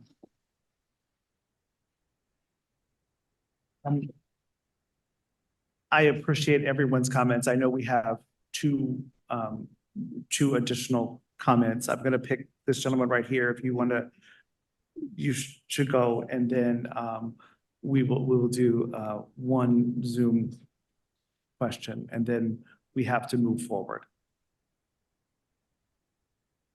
Thank you. I'm Peter Friedman. I'm with the Market Square West Condominium Association. that would be right across the corner, across the street from this dispensary. And I want to thank Mr. Lee for working with us. You know, we're neighbors there.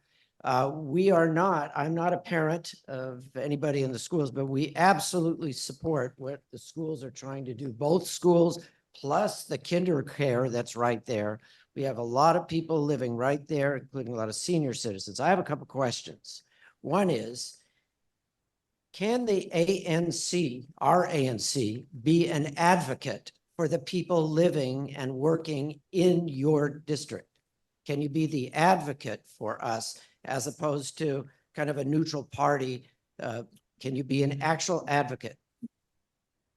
That's our role as an ANC commission, is to not take our personal beliefs, but community beliefs and balance with everyone in the community. Yes, sir. Okay, well, that would be appreciated, because I think what you're getting here, and it certainly is the view of Market Square West, and I can tell you Market Square East as well, and the Navy Memorial hasn't weighed in yet, and a couple of members of Congress have not yet weighed in.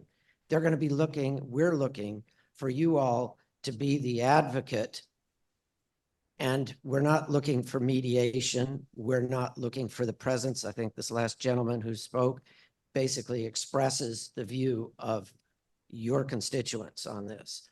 I just had a question for Mr. McGowan. Mr. McGowan mentioned that there were all sorts of criteria before anybody could come in and get, but slid in there the words self-certify. Somebody could come in and self-certify their need. That doesn't sound like there's too much control. That's one. And two, there are a lot of people with children that are right there. Do you have a dispensary, marijuana dispensary right by your house, by your children? How do you're suggesting that we should have one by ours, but you think about that. You do not have to answer that question. I'm sorry. Well, but thank you for the question. It will be asked. It will be asked repeatedly. Exactly. Thank you. Thank you. Thank you for that question.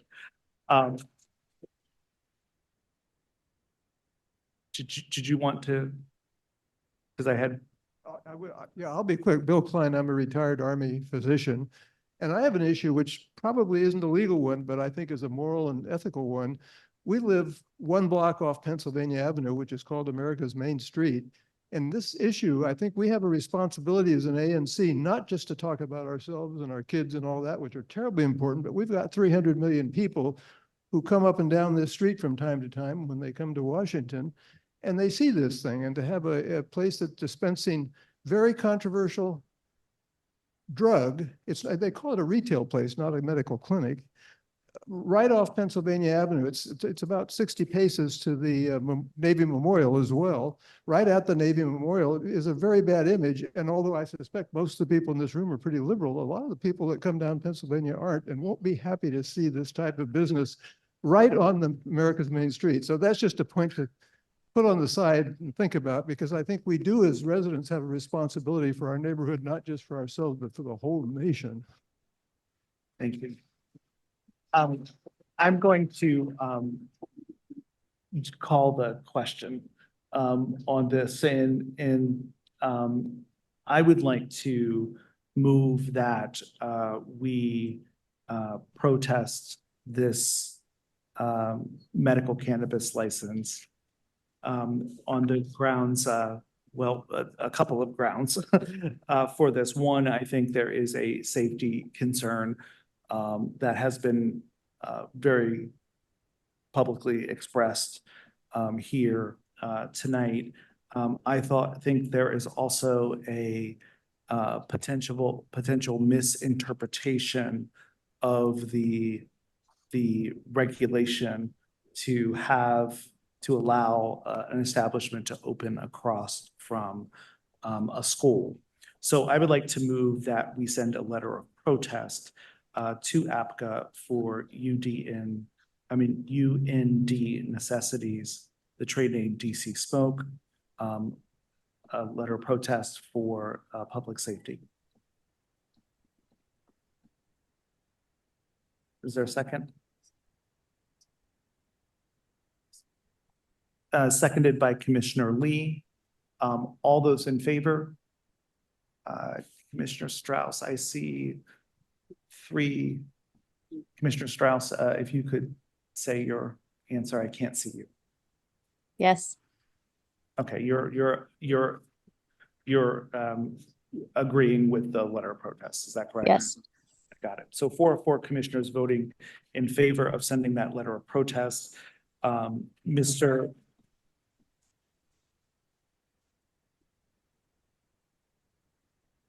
McAllen, I'll copy you on that letter to APCA, and let's get together and continue the conversation. Thank you, Commissioner. Thank you so much. Appreciate you. Thank you, and thank you all for being here tonight and articulating your comments. That is so important for us to hear from community members for that, please.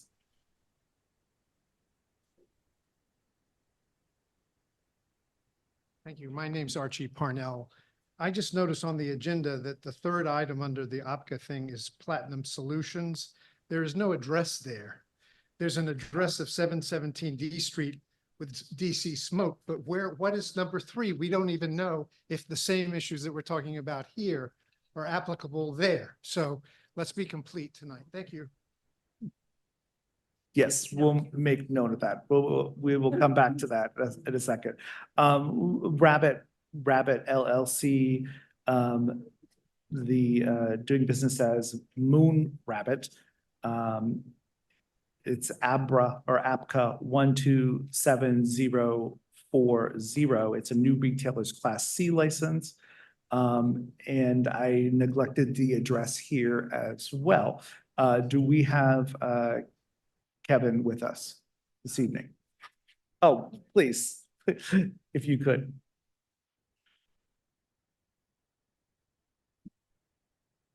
Hi, everyone. I'm Kevin Tien. I'm the chef and owner of Moon Rabbit Restaurant. We were formerly down at the wharf, but our new address will be 927 F Street, right on the other side in the former Coco Sala space, for those who have been in the neighborhood a long time.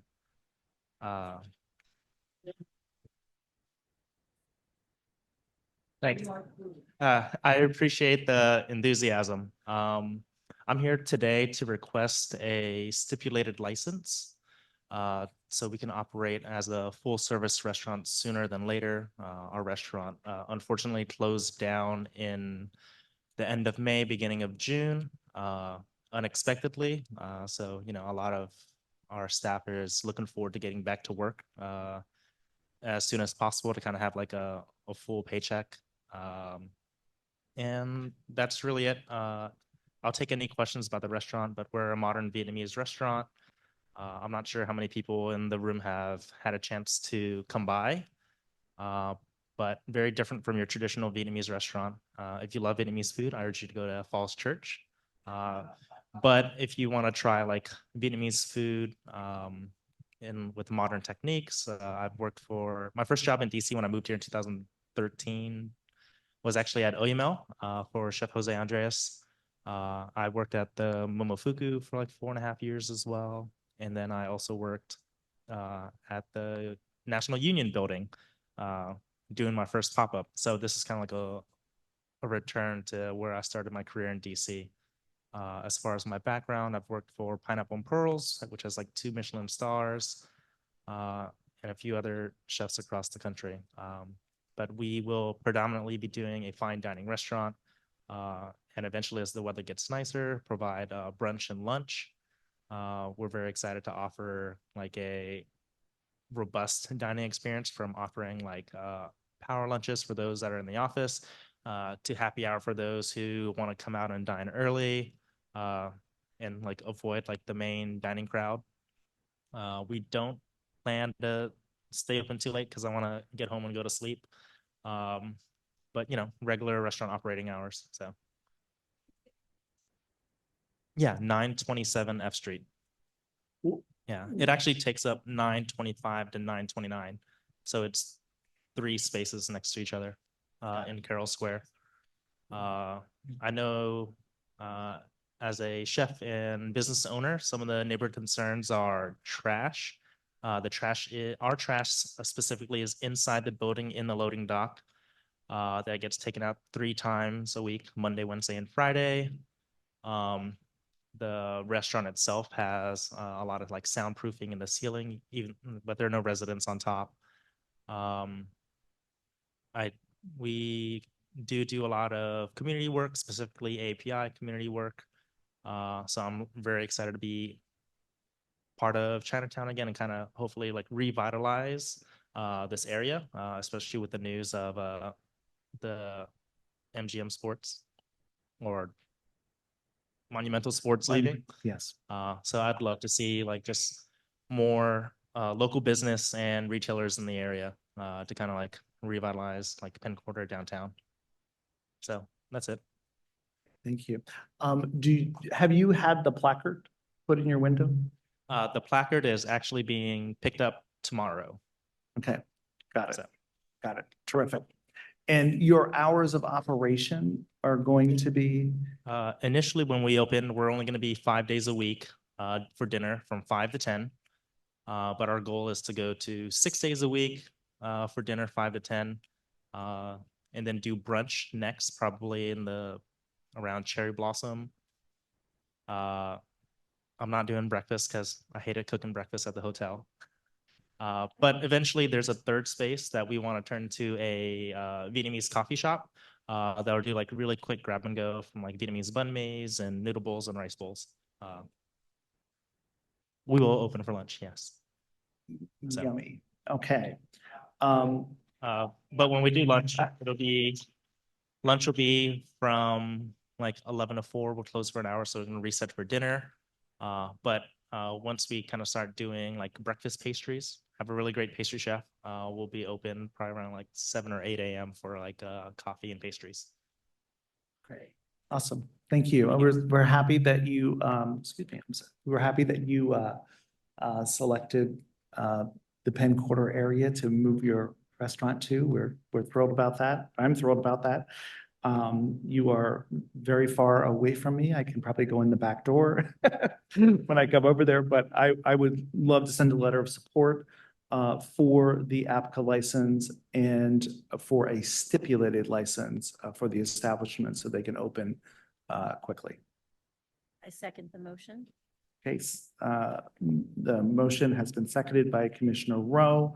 All those in favor, if you could please raise your hand. Okay, so 4 of 4 commissioners voting in favor of that. So we will get a stipulated license off for you. Next up, Mr. McGowan is back with us for Platinum Solutions LLC, Wishing Well Wellness DC. It's a new medical cannabis retailer. This is APCA 126747. And this is my error in the agenda that this establishment is at 406 5th Street Northwest in the lower level. Mr. McCallum. Yes, thank you again, Commissioner Schenkel. Hi, everyone again. I will keep it short this time. Platinum Solutions, trading as Wishing Wellness DC, is placarded and intending to operate a medical cannabis retail facility at 406 5th Street Northwest. It is not within 300 feet of any school. It is not in the vicinity of a school. And I am joined tonight by 2 of the owners of the facility, Charles Meyer and John Harkins, who wanted to attend and, show the community they're invested in and being, a part of it once operational. Similar to the UND presentation, they intend to sell the same licensed cannabis products and be regulated by APCA for all of their operations. They also have a detailed security plan as well. Happy to answer any questions about that. Awesome. I don't know if the two owners want to make comment. I'm sorry, I can't see on my screen for some reason. Hi, Michael. Hi, how are I you don't know doing? if I Sorry. popped up. There's a couple people who showed up to this meeting, a pretty strong attendance, and we've been listening in the whole time. We heard a lot of the concerns from the community on that other location. We spent almost an entire year doing due diligence around the city for other locations that weren't going to be abrasive to the local community, and finally landed on that address on Fifth Street. Granted, it is right on the courthouse steps. We felt like that was a strong decision to make, considering that it's not in between any metro access or walkways for normal pedestrians or younger underage pedestrians walking to school. And we felt like, showing face that, we are going to be a medically licensed business under the guidance of OBCA, that we would, have the location right in front of the courthouse to show that our intentions are to operate, as clean of a business and as proper of a business as possible.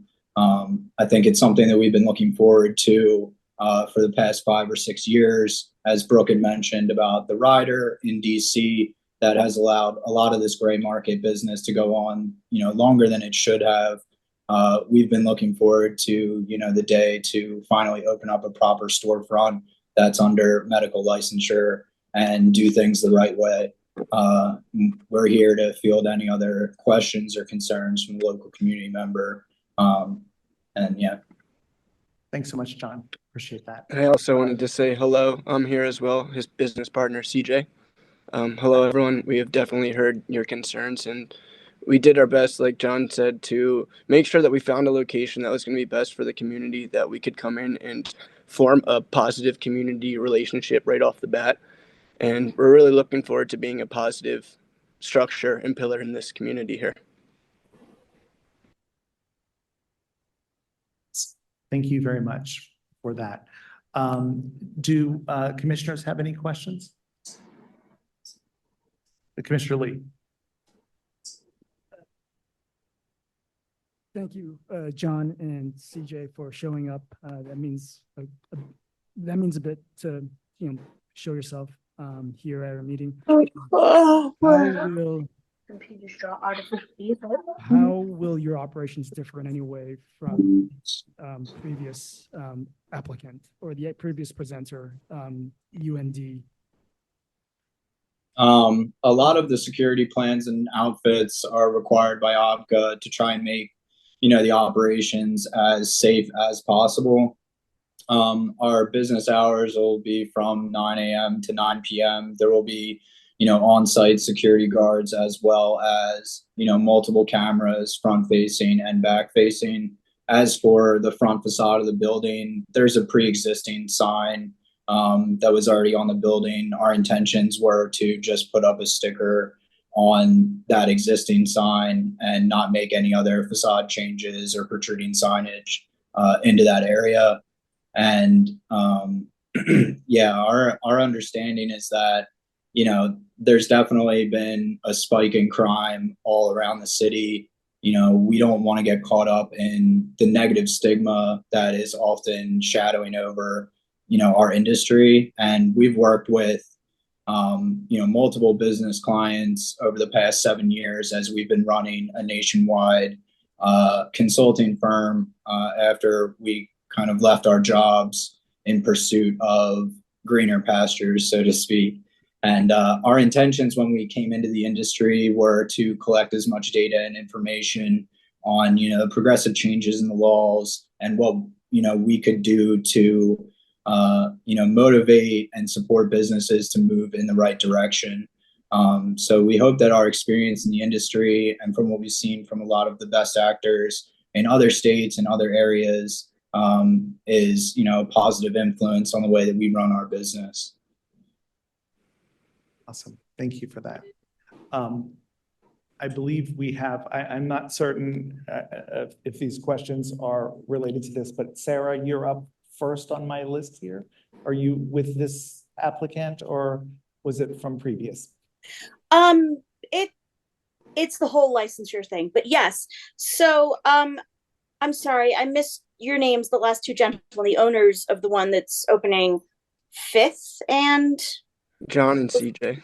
John and CJ, thank you. So are you saying you deliberately tried to avoid schools in your choice of location?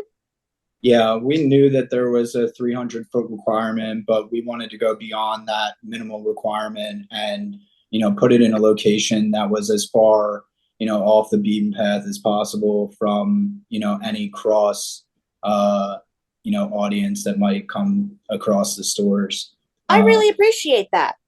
Yeah. Thank you. It hasn't been easy to find the real estate in the city. I know. Obviously. I mean, okay. I live in the Artisan condo. We're across from the FBI.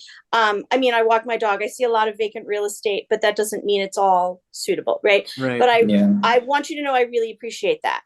My mom has glaucoma. She could quite possibly benefit from medical cannabis. I am not opposed to medical cannabis. So I just want to be clear that I feel that cannabis and marijuana are in a tricky place legally. It's a recreational drug that is trying to be legitimized, and with good reason in some cases. But I think having an establishment almost halfway between two high schools is a very bad idea. And I really appreciate that you guys are trying to be responsible. I think the self-certification thing that other people are concerned about is an issue. Like, it's not like you're not allowed to sell your stuff at CVS. If you were, nobody cared whether CVS was across the street from Basis selling narcotics, because you had to get a doctor's prescription and all of that to get it. So I understand you guys are in a tricky position. And I think that your location is so much better. So I really appreciate that you are trying to be responsible. And I just really hope that there are concerns, because it is a recreational thing, that there could be people just trying to go outside and sell it again. And that right in front of a school is a big problem. Mm-hmm. Hopefully people wouldn't do that right in front of the courthouse and the FBI building. Is what we were figuring. Maybe that's a really good reason for you to be where you are. Maybe there's more police there. So yeah, thank you. Do you have a question for the group? No, my question was basically, did they intentionally avoid schools, and why that is such a good idea? Yeah, and just to piggyback on that, we also wanted to be in a place that was so filled with law enforcement, because we knew that we weren't doing anything wrong, and we didn't want to be a nuisance to the neighborhood or anything. So if we found a place where we already had law enforcement constantly patrolling right down in front of our establishment, we're going to have the required security, that we're really doing the best that we can to make it a safe place for the environment, for the community, and not stick out like any kind of sore thumb. Our facade of our building already has bars over it. It's already looks like a place that no one can get into. It's not full of glass windows where you can look in or break it, or we're going to have any issues with that. And we're already building out additional advanced security measures. So, we really like the location. It has a touch of DC history. There's actually a well inside of it, a real working well from back in the day. It's and we're dried up, keeping but yeah. all of that stuff intact so that the local community can come in and see some of the history of the area. And we really want to try to do our best to build a positive thing here. I was born in Washington, D.C. It's kind of a life goal for me to have a business here in the city now. So it's great. Yep. Thank you. Thank you. Camilla, were you on for this discussion or for another?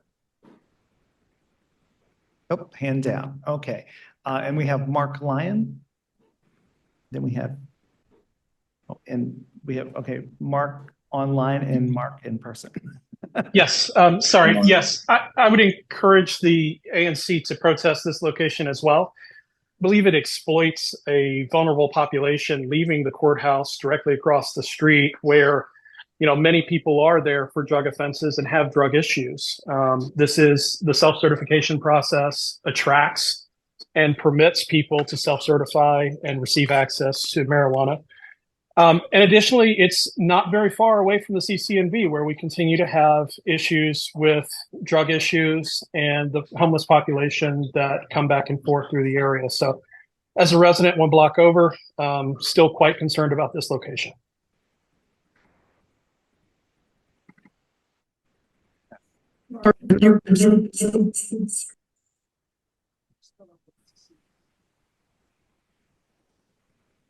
Mark, can you spell out what CCMV stands for? The Center for Creative Nonviolence, the homeless shelter. Thank you. And Mark, here, thank you so much for your comment.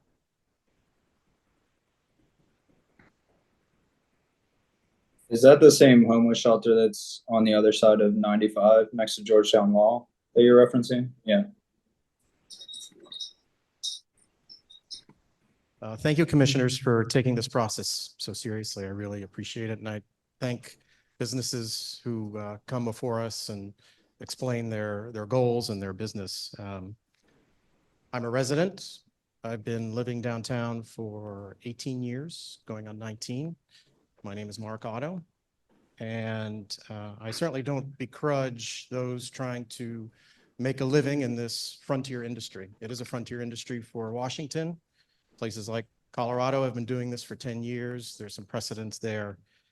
And also, it is notable that this location is off the beaten path, but I would like to point out 2 vulnerable populations who visit the courthouse. And the courthouse, at least on Google Maps, is under 300 feet away.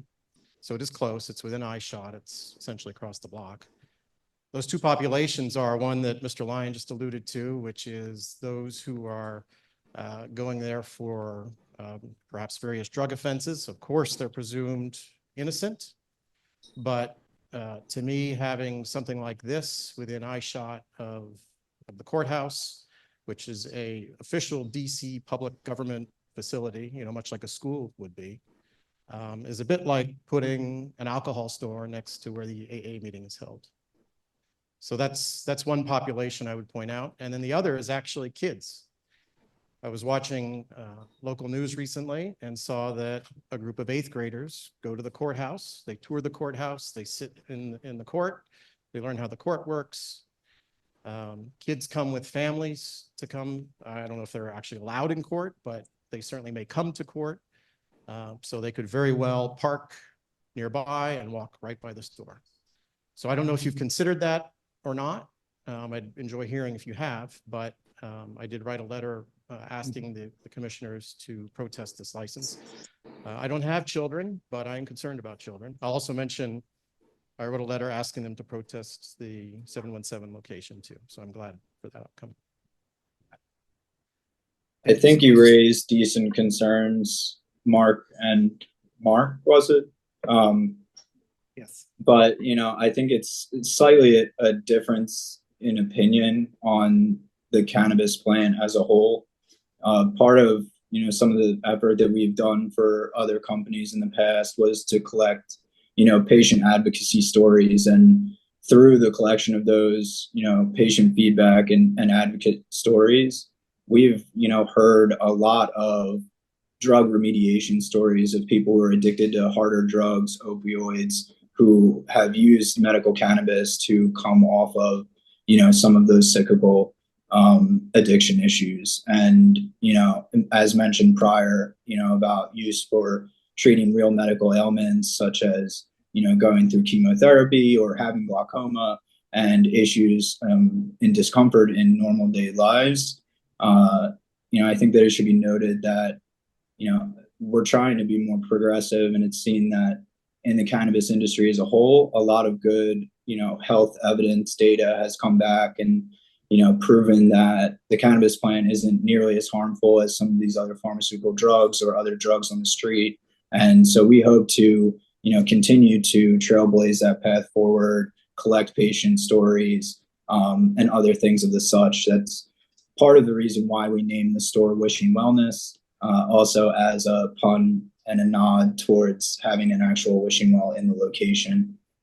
As for your concern about the children visiting the courthouse, I think that kind of in any area of DC, you know, there could be tours or groups of children who are around. You know, I would look to their schools and their chaperones to, you know, hopefully have that, you know, under their own guidance as well.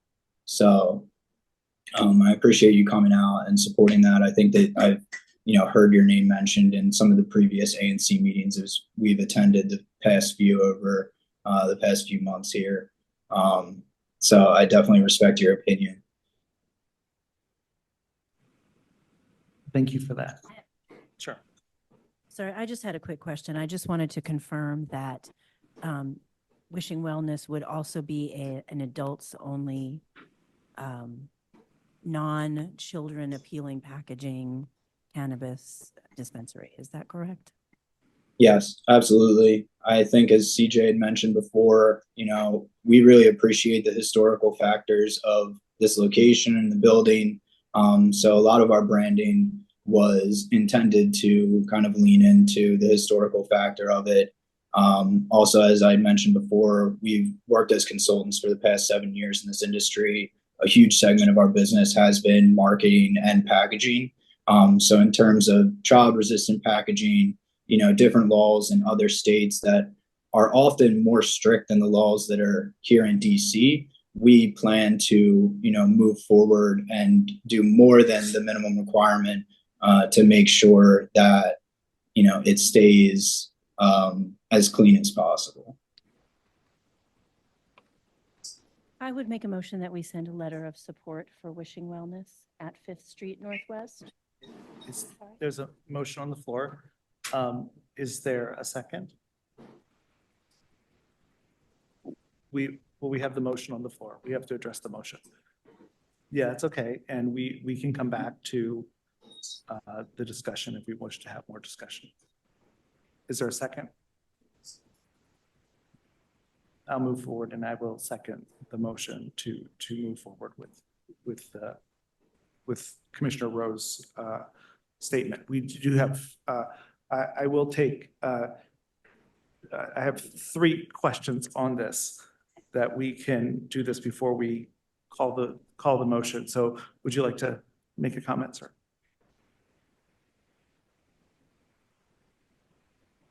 This is Archie Parnell. This is just very, I just want to be clear, very safe, that there is no direct or indirect ownership or attribution between the first applicant with this cannabis license. This applicant. We can't hear you. Can you get closer to the mic or something? Oh, we may have lost our mic. Hold on a second. Oh.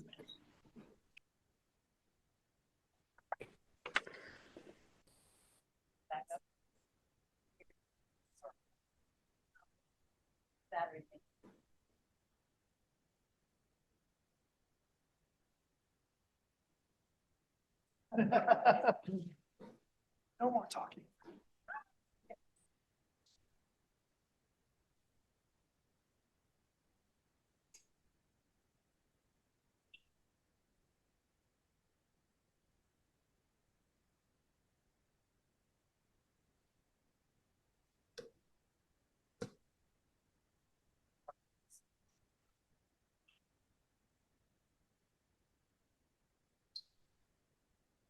Maybe if you wanted to step up to your laptop, it might be easier.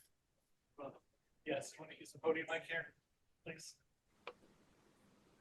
Thank you. It's Archie Parnell again. Just for clarity, I wanted to just make clear that, or ask the question, have from the owners and the lawyer that's representing both of these parties applying for this cannabis license, that there is no ownership directly or indirect between these two entities, either ownership or attribution. And also I have to say that there is no, the owners from the other applicant didn't show up. You did. That speaks very highly of you and negative against the others. Thank you. Yeah, I think we would have appreciated having been bucketed in another meeting. But I think it was good to hear all the overall community concerns, and the turnout from this meeting was definitely impressive from the community. There is no association in ownership or anything else to that other business. And we have Dorothy online and we have someone in the back here too. Dorothy? Hi, good evening. I'm an owner at Market Square East, and I was very impressed with the presentation by the parents on the first license. And I'm in no way anti-cannabis. I have a history of working in the tobacco industry. I've applied for licenses, tobacco and alcohol for clients. But my main concern really is with the way that we're moving forward with one motion, in my opinion, at the extreme expense of the other. I think it's very unfortunate for the group that just very graciously presented and did their due diligence not to go by a school. But it wasn't just being by the school that the residents and the community members raised concern about for the first application. So if there's going to be a strong protest for application 1, but a support of application 2, and I hate to say this because I have no intent on application 2 not wanting to go forward, but I think that's going to completely undermine the protest of application 1. Because if it's found that the location is more than 300 feet from a school and that's compliant, then all of your other arguments against application 1 go away, because you're supporting one, but you're refuting another. So I think that it's incumbent upon whoever's making these recommendations to look at this holistically. I don't think that we should punish the other business for business 1, but I think the council needs to take a position of whether it's a good idea to have these dispensaries or not. Because I think that all of your other arguments against the first license are null and void if you approve one but protest the other. With the exception of the school location. And I'm saying that almost as an advocate for you. No, I think that it's a great concern to raise, Dorothy. I think to also note, we chose a location that wasn't, on any square block of a residential building. All of the buildings around us are either businesses or the FBI. So that was another thing that we took into account.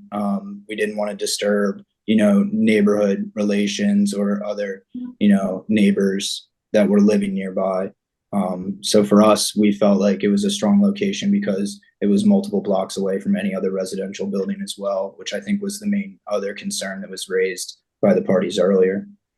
And I was trying to be neutral in how I presented this, but what effectively I'm saying is that you have one group that did their research and they're presenting and they're here and wanting to be an active community member, and another that there was strong opposition to. So if there's a protest that lists 5 different reasons why we don't want the one at 711 D Street, you're essentially canceling out the application of the candidate that did their due diligence. So I just want to make sure that we're clear about. Thank you for that, Dorothy. I appreciate that. Each of the applications are judged on their own merit. And I understand what you are saying. However, this applicant, the circumstances of this location is much different than the previous location that was selected by the applicant. They had the option to choose any location that they wanted for where they were deciding to put their business. So this is, I think this is a much different situation for us. And if I just may, one more comment, which is I'm not disagreeing with you. I support the second applicant, but what I'm saying is your protest is diluted against the first one because every argument, with the exception of its location by a school, goes away, because every argument other than the location would apply to both applicants. I'm thinking of the veteran that presented about it being near Pennsylvania Avenue. It would be the same argument against both. So the previous protest was related to public safety and related to the school. That's the grounds for the protest that the ANC voted on. Okay, thank you very much. Thank you very much. So we, Just to clarify, I believe we are required to consider each application as a separate. it's a separate entity. Separate thing on Correct. its own merits and not try to make policy on a broader spectrum. Correct. Our job is not to make policy decisions. That's council's jobs. We can make recommendations to council on policies, but please, ma'am.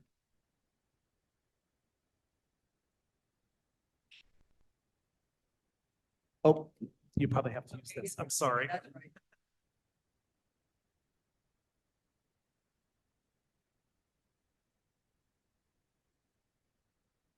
Okay, thank you. Can you hear me, Michelle? Okay, well, first of all, thank you so much to the commissioners for allowing this opportunity for us to speak. Lourdes Tinejero, I've been a resident of the Penn Quarter area for 14 years. Because it is late, I want to make this very brief. One is the comment about not being close to residences incorrect. There are residential buildings, hundreds of units, just 1 block away. Second is one of the gentlemen, so actually Mr. Otto mentioned children going into the courthouse for educational purposes, learning about the process of law.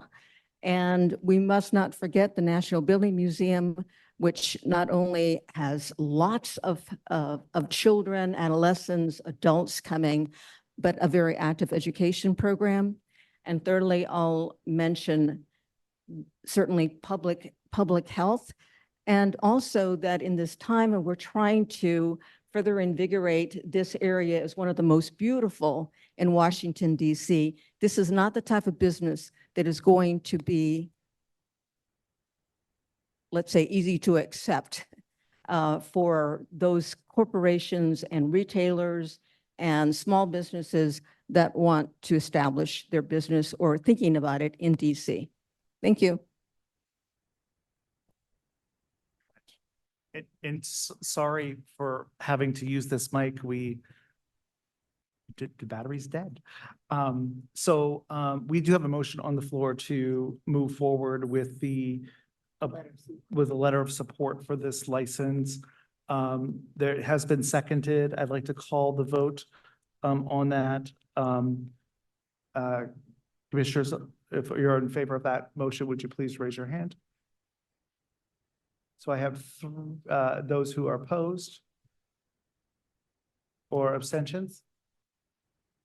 So I have a 3-1-0 vote on that.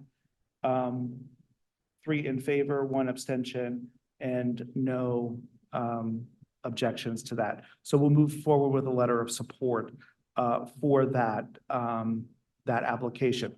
However, I would like to ask the commission if Mr. Otto brings up a really interesting point in this situation about vulnerable communities and the application of licenses with vulnerable populations that can be impacted, like right across from the courthouse and drug court, et cetera. I would like to move that we send a letter to council, one, objecting to the potential of a location across from school, regardless of the zoning, and to consider the impact on vulnerable communities as potentially a new modification to the existing legislation, if it's not already there, to restrict, to have some kind of a way that it could be, we can take into account these vulnerable communities. So a letter that would also ask them to increase the distance between a business of this type and a shelter or a hospital or. Right, because I agree, putting something, across from a shelter out the door, right? This is a vulnerable community. This is another consideration in addition to schools. Got it. Could I ask a question to the proprietors of this wishing well? How would you address if someone were to come from the shelter, asking or seeking to purchase products from you, and who is clearly vulnerable? How would you advise your retail staff to address that particular situation?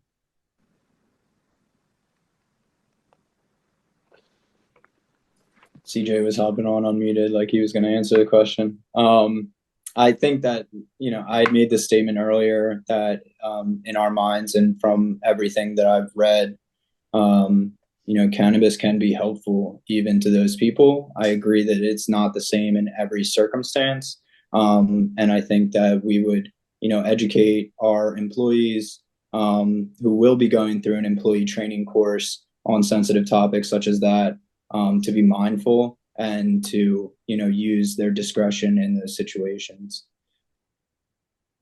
And if I may, Please. piggyback that, Commissioner, we have sent a draft settlement agreement to Commissioner Say it one more Lee. time. I'm sorry. One more. Sorry, we've sent a draft settlement agreement on behalf of Wishing Wellness to Commissioner Lee. And one of the provisions in that agreement, which we continue to craft if you'd like, is addressing loitering and also how to affirmative obligations to report, any incidents with any vulnerable communities, any observations of overdosing, et cetera. And we're happy to craft language to to further address that if that is a concern of the ANCs in the community, of course, because we want to work with the community on that as much as we can. And what that's overdosing from. Okay. So can I second your motion to write a letter to the council. letter to the council to include these items? To include these items. Got it. And there's a second. Commissioner Rowe seconds that. And all those in favor? And Commissioner Strauss, I don't see you. I'm sorry. Yes, in favor. Okay, thank you so much. Okay, gotcha. So we will send a letter of support for Platinum Solutions, LLC. Thank you. And thank you to the community for coming out and all of your questions. I'm sorry. I was saying thank you for your vote of confidence and thank you to the community for coming out for all those questions. If you did ever want to see, some of the research behind some of those figures, we're happy to help out. I know that the industry can be scary for some as kind of a new frontier, as people had mentioned. And, we want to be, part of this community and an educational factor for anyone who's open to, learning more or looking at any type of study or data. Great. Thank you very much. I appreciate you all being here and thank you for participating. Thank you. Is anybody from DDOT on with us this evening?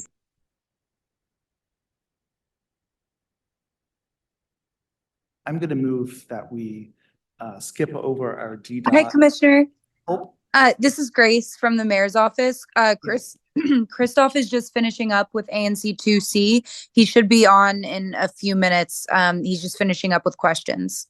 That's great. Well, we'll skip forward, and when he comes on, we'll just skip forward to planning, zoning, environment, and historic presentation. So when he's back, if you could just ping me, that would be great. I'll let you know. Thank you so much. Moving on to zoning, planning, zoning, environment, and historic presentation. We have an update related to the property at 505 to 517 H Street Northwest, a development. And I saw Stefan on. Good evening. Yeah. Hey, how are you doing? Great. How are you guys? Happy New Year. Very happy New Year to you too. Yeah, we have an update. I do have a presentation for now it's 505, 507 through 517 H Street Northwest. And I can share that presentation quickly. I know that'd be great. we're probably running a little late, but I wanted to provide both the commissioners, the neighborhood and the downtown community an update on our ongoing project, which we've made quite a bit of progress since we last spoke and presented back in January, 1 year from almost exactly to the day at your ANC meeting. And thank you for the support last year in 2023, and we got unanimous support from HPRB. But of course, as we received support from HPRB, we had a breakthrough with negotiating with both 507, which was the Thai restaurant that went dark before we started really entering into a serious discussion with purchasing the property, as well as 505 H Street, which is a Japanese sushi restaurant that is still open. So we've been able to, in the last 6 months, make a lot of progress with adding two properties to the block for a larger project, which is approximately right now 84 units. And we've decided on a lodging, hospitality hotel project. We have not made a decision with the hotel company or the specific flag, but we are, the lodging use is by right, and we're moving forward with that by right use. And I wanted just to go quickly through the slides because I think we've made some major improvements to the project as we work through incorporating the two additional properties. And just as a refresher for folks that have not seen this project before, we're between 5th and 6th, and we're mid-block in the middle on H Street. So it's the 500 block of H Street, Massachusetts to the north, and then the Capital One Arena to the south. And so this just shows you now that we've incorporated 517 to 505, and this is our current existing site plan. Our proposal is that we're going to preserve and enhance the historic buildings, and then we're going to build a new structure behind the historic buildings. So this is our proposed design that we've been doing quite a bit of community outreach, as well as working with HPO to come up with this design that really looks more like a residential project with balconies facing H Street as well as facing east, which we'll get into. We have green roofs and activated retail on 507, which you see my marker here, and 505, which I'll get into. And then the Full Key restaurant will be the entrance to the new hotel. So that's just a bird's eye view. And then this is showing the new ground floor plan incorporating 505, which will be now retail, and 507, which will be retail. We've incorporated a loading dock. So now all the loading will be done within the structure of the building. So that will service both the retail as well as the building, the hotel itself. Before we were doing the loading in the alley, but now it's a much better design and program to put the loading for the building inside. We still need zoning relief for the loading because we need 2 loading berths, but our program only necessitates 1 loading berth. So that's why we're proposing this one, and we'll need relief. We'll need relief behind for rear setback.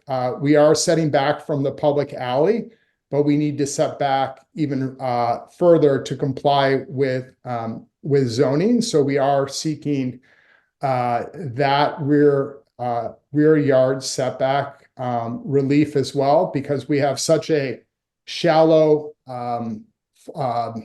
property footprint that it's really difficult to get an efficient building design within that property line. So that's also what we're seeking relief on. And the third item, which we're seeking relief, is on part of the ground floor uses where they're not at grade. We are proposing that are below grade. We are proposing that they are actual units in which you can see the one bedrooms at the what we're calling the G1 level, or the it's really the basement level. But what we're doing, what we're proposing, and you'll see in the next slide, is, and then above grade, you can just see that this is at the entrance. We have retail at 505 and 507, and then we have the entranceway, which will to the hotel. And then we're proposing in the historic structures, these will be hotel keys apartments. And I'm just going through some of the floor plates. This is the third floor. I wanted to get into the pictures. This is the fourth floor. This is the typical floor, 5 through 8. And then on the 9th floor, we're programming both public outdoor terrace space for the building, as well as units and green roof. And the 9th floor, it stays within the building height by right. So we're not asking for any additional height, but only the 3 variances, the 3 areas of relief we need to construct the building. So I just wanted to show some initial elevations and then renderings. So what I discussed previously is we're going to preserve the historic structures. And what we think, what we've been doing is working with HPO on 505 and try to basically bring it back to its original historic character with its historic window openings, as well as at-grade entry. And so we're working with a group, Traceries, as well as HPO staff, in trying to bring this back to its original condition, where there will be at-grade entrance. And we're proposing to make this retail at 505 along with 507, which there's a slight step up, but we want to keep this as retail. And like I said, everything below grade where you have to walk down steps into an English basement condition, we'd like to convert those from what were retail, but historically the original use was residential, but currently retail, and convert them back to the original use, which was rooming house residential. This is just a side view. This is looking west from 5th Street. So that's the east elevation, and then the west elevation looking from, let's just say 6th, 7th, 8th Street, looking from the west to the east. So this building, we've recognized it has 4 sides. It will be visible from every perspective. So there is no area, there's no facade elevation that we did not pay attention to, and we focused entirely on all 4 sides of the building. And you can see that with the treatment of, it's mostly a masonry glazing building, with a lot of interest even in the backside of the alley. We think it's a very good looking building, and we've received initial HPO staff support, and they're writing their letter this week, next week, for our hearing on January 26th. So this is a view from 5th Street. You can see the balconies. It has, it doesn't have your typical kind of hotel look. This This looks entirely like a residential apartment building or condo building. The quality will be of a condo building with the materials, the design, and the historic preservation of the 1880s Queen Anne buildings, as well as the other buildings along H Street. And we recognize that this project is within a larger context of Chinatown. So we've been doing outreach with community groups and trying to figure out how we can actually join forces with the Chinatown Task Force and do some larger planning around 6th Street here to try to improve the streetscape, as well as the back alley and the alleys on this super block. So we're looking not only to improve the just our project, but actually the streetscape and the urban design along 6th Street and 5th Street to try to improve not just this one block, but try to invest with the city, with the task force, improving 6th Street and 5th Street. Stephen, I'm sorry, but we are running low on time. I'm Okay. curious, have you engaged with the members of the Wallach House? Yes, we did. So we initially did last year, and we received a support letter from Rita, and we re-engaged with the Wallach group before the holiday. And our plan is to regroup with them and see how we can work together on putting a priority on bringing back Chinese and Asian businesses for the retail, as well as trying to use some of our community spaces to display artwork from the neighborhood, and any other ways that we can kind of be outward looking, not inward looking, and engage with the community. So that's an ongoing discussion that we're having. The Foundation 1882 group has been somewhat facilitating that. So we continue to do that. Awesome. So your 3 areas of requests from the commission would be the rear yard setback? The rear yard setback, yep. Yes. The loading berth, we're only showing Loading 1, right? right. We have 1, we need 2. And then the ground floor retail, you can see we're showing retail here. This is the entrance to the hotel. And then what we're seeking relief on is the residential use in the English basements here in the Queen Anne buildings. Got it. And that's it. Got it. So we'd love your support, like we did before. And our intention is to continue to give you updates and get support from Wayluck and other community groups. Awesome. Question, go ahead. Stephen, do you have any concerns about safety for the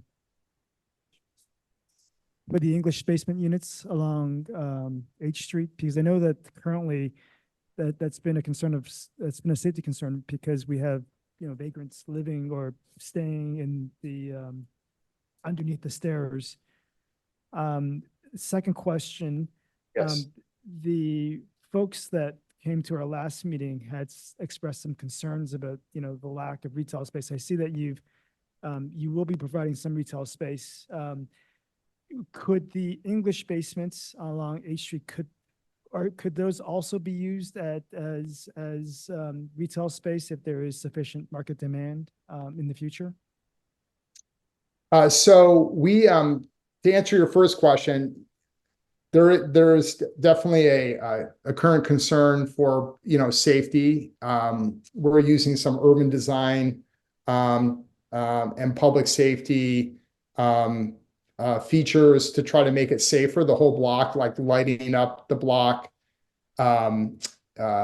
secure access for the ground floor units, anything we can do to make the guests feel safe. And what we continue to look at the retail dynamics in the neighborhood, and we're making our best efforts, especially with 505, to make this act great and make this a workable retail space, where we saw the opportunity. and we're going to make 507 retail put a priority for local businesses to lease there. We will look at this, continue to look at the basement spaces and see if there could be an opportunity in the next 3 years. Things might change where one of the units could be a retail use. Right now, though, we think the best use is residential because it's below grade and because of the ceiling heights. So we're going to try to make the residential work. We think the retail, based on multiple retail consultants and brokers, that the highest and best use is probably not retail, but we're engaging with brokers as well as we're doing outreach with different users, restaurant groups, to see if there's interest. Great. Any community input? This is Jay Wasserman, Chinatown East Condos. Can I make a comment? Hey, please. Oh, yeah. Thank you very much. Thanks for the presentation. Yeah, I'm in Chinatown East, which is behind the alley. And one or two concerns that we have here is we have a parking, underground parking. During construction and after construction of this hotel, will you be blocking the alley? Will we be able to continue to exit and come into our parking space? Yes, good question. So first, we're required to have a loading, unloading, parking management plan for the building, which we will circulate. But since we have a loading dock, unloading dock, all our waste management, all our hotel services will be inside the building and not in the alley. So we will not be blocking the alley at all. So we are being proactive about making sure that you have full access to your underground parking, because we know it's right across from the building. Okay, great. And the other thing is, when you do construction, what are going to be the hours, and are you going to be doing construction on the weekend? We would have to. So construction is, we're going to follow Department of Buildings regulations, which I think is 7 to 6 or 7 to 5, 7 to 4, whatever that is. We will follow those regulations Monday through Friday. The only time we would work on Saturdays would be, we would have to get a special permit to work those Saturdays and work within the hours that are allowed. But that would all have to be done in a fully permitted public process. Thanks. And the last question is there's a homeless shelter on the 5th Street side, and it's being repaired. As soon as it's repaired, there'll be people going back into that unit. I think it's supposed to be mostly for women.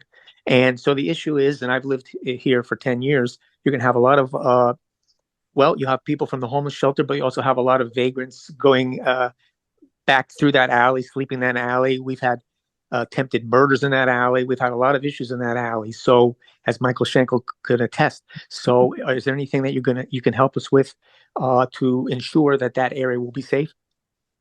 Yeah, so first, good question. We have the same concerns because we're going to have, our guests are going to be families. They're going to be couples. They're going to be singles.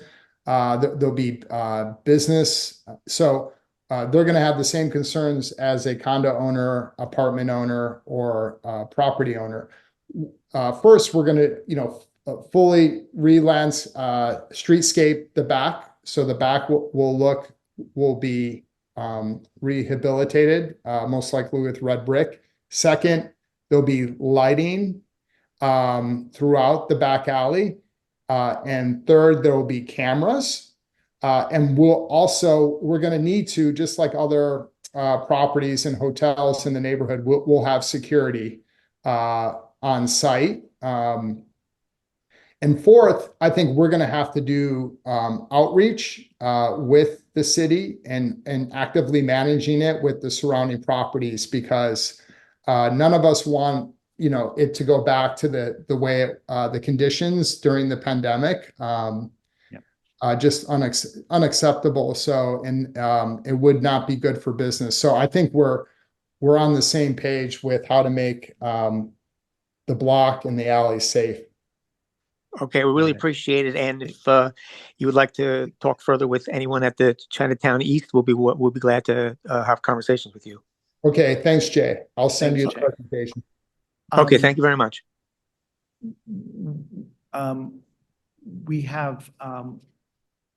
have got to move forward with our agenda this evening as we are about to get kicked out of the library. I would imagine at any moment, security is going to come up here and whisk us out of here. But they're already, yes, I would like to recommend that we send a letter of support for these three modifications that are being requested for this property: the rear yard setback, the loading dock with one berth, and the ground level retail being converted to residence space. That's the motion. The sublevel, the sublevel. Yeah, Right. the sublevel, I'm sorry. The rear setback, the one loading berth into the two, and the sublevel retail being converted to residence. We set aside the last recommendation as a separate vote. Sure. So rear yard setback and loading with one berth is what your recommendation is? Right, yes. And then we'll do the Okay. version as part of a separate vote. Okay. So the motion on the table would then for the rear yard setback and the one loading berth. Is there a second for that? Seconded for Commissioner Lee. All those in favor, and for the life of me, I can't see you, Commissioner Strauss. favor. Yep. Oh, she's in favor. Okay. So 4 of 4 commissioners voting in favor of that, and you want to take the next one? Yeah, I would put forth a motion to encourage the developer to find retail uses for the subgrade units that they plan on converting to residential. So the motion on the table would be to recommend to the developer to find retail spaces for the sub-level units. Right, as opposed to converting them to residential. Is there a second?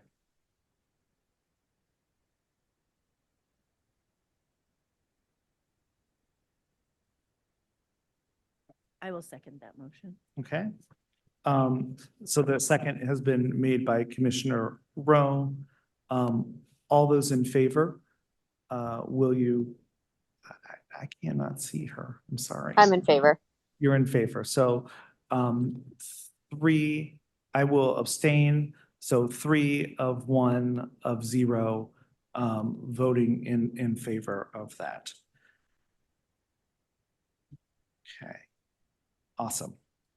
Thank you. We'll get that letter off to you and to zoning. Okay, thank you very much. Thank you very much. Thank you, commissioners. Yeah.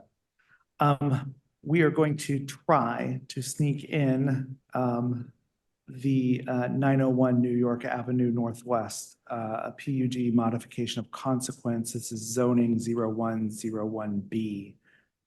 Is Lawrence or someone? Oh, hey, we're in person. Yay. I recognized you guys back there.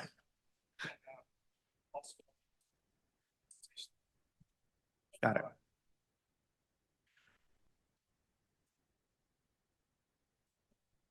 We are going to zip through this because they are going to get us in a second. Turn out the lights. Sorry. Please.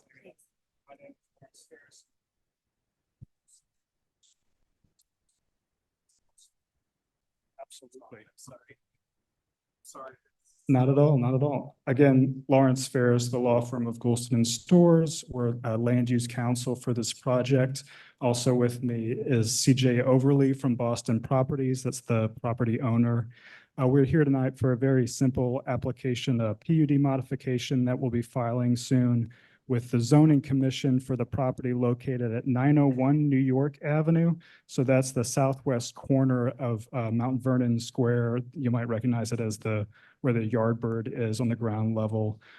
So essentially, CJ will cover it briefly as well, but we're proposing to implement some renovations and modernizations to the two primary office entrances on New York Avenue and K Street, and then also add upper story terraces that would provide amenity space for the office tenants as well. So that's sort of the nutshell of our application. The building was developed as a PUD when it was originally built around 2005.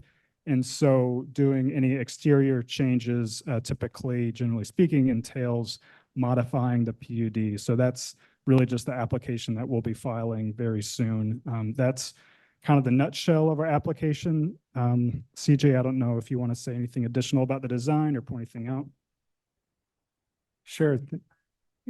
Thank you, Lawrence. Yeah, I'll be very brief. I know we're constrained for time and try to not have my back to everybody. If you could, so just quickly, the existing condition, the next slide, everybody I think is aware of the location. So if we go to the page 4, you can see the existing condition with annotations, basically what's proposed, removing existing signage and artwork, making changes to the stair potentially at the entry to the building. And then where you see the number 10 and the pink rectangle, providing a visual area for the tenant to have a reception, not accessed from New York Avenue, accessed from inside the building, but visible and activating New York Avenue and bringing attention. So if you go to the next page 5, you can see a rendering of what that would look like. So the anchor tenant in the building, Finnegan Henderson, will have a ground floor reception space for their guests to come into the building through the main lobby and then be guided into the reception where they can wait to be brought up stairs for meetings, et cetera. You see the new portal kind of entry and new signage, all of which is really just intended to modernize the building entry experience.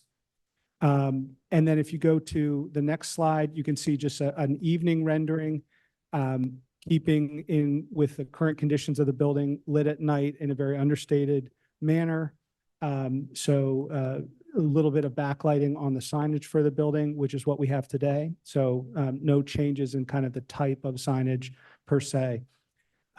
So that's the bulk of the ground floor changes. If you go to the next slide, it shows kind of an elevation that it's very limited. The main entry, the ground floor reception, and then you'll see this later as well, but above the entry on the top of the building is where the one of 2 terraces will be located.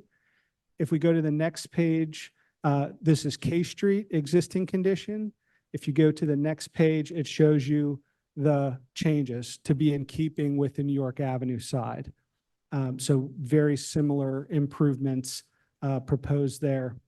And then if we continue on to, there's an evening shot of that entrance, another elevation. And then lastly, I just want to hit on these terraces. So this is an image that's the existing condition. And if you skip to the next image and you focus on the top of the building, you'll see how minimal the change is. And all we've done is make a terrace where there's currently a setback to make it occupiable. So if you go on to the next slide, this is a rendering that no one will ever see unless you're a bird. But this just shows the terrace that we're creating. And the next 3 slides, if you click through those briefly, simply show the identical K Street side terrace. So it's a mirror image on the other side of the building. And so that's really in a nutshell what's proposed. If you go, the last 2 slides just briefly are signage details. So just showing you the signage. all of the signage dimensions and everything comply with the current PUD, so we're not asking for any changes to the signage portion. And so that's really nutshell. Happy to take questions. I know we're pressed for time, so. Yeah. Yeah. I just have a couple of quick questions. I'd be very quick. Mhm. Do you anticipate a huge amount of traffic impact during the No. construction? No. Okay, because we already got enough shenanigans Yeah. over there. Yep. And have you heard any protests from Metropolitan, the church across the street? You're not going to do any Sunday?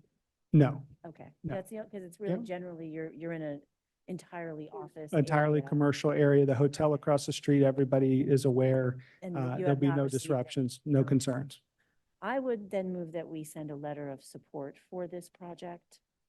I would second that. Bless you. I'll second that. All those in favor? In favor. So 4 of 4 commissioners voting in favor of that. Thank you so much. I'm sorry we rushed through that. I'm sorry, but we are being asked to vacate the library. So I would like to thank you all for participating with us tonight. Our next meeting is going to be February 13th.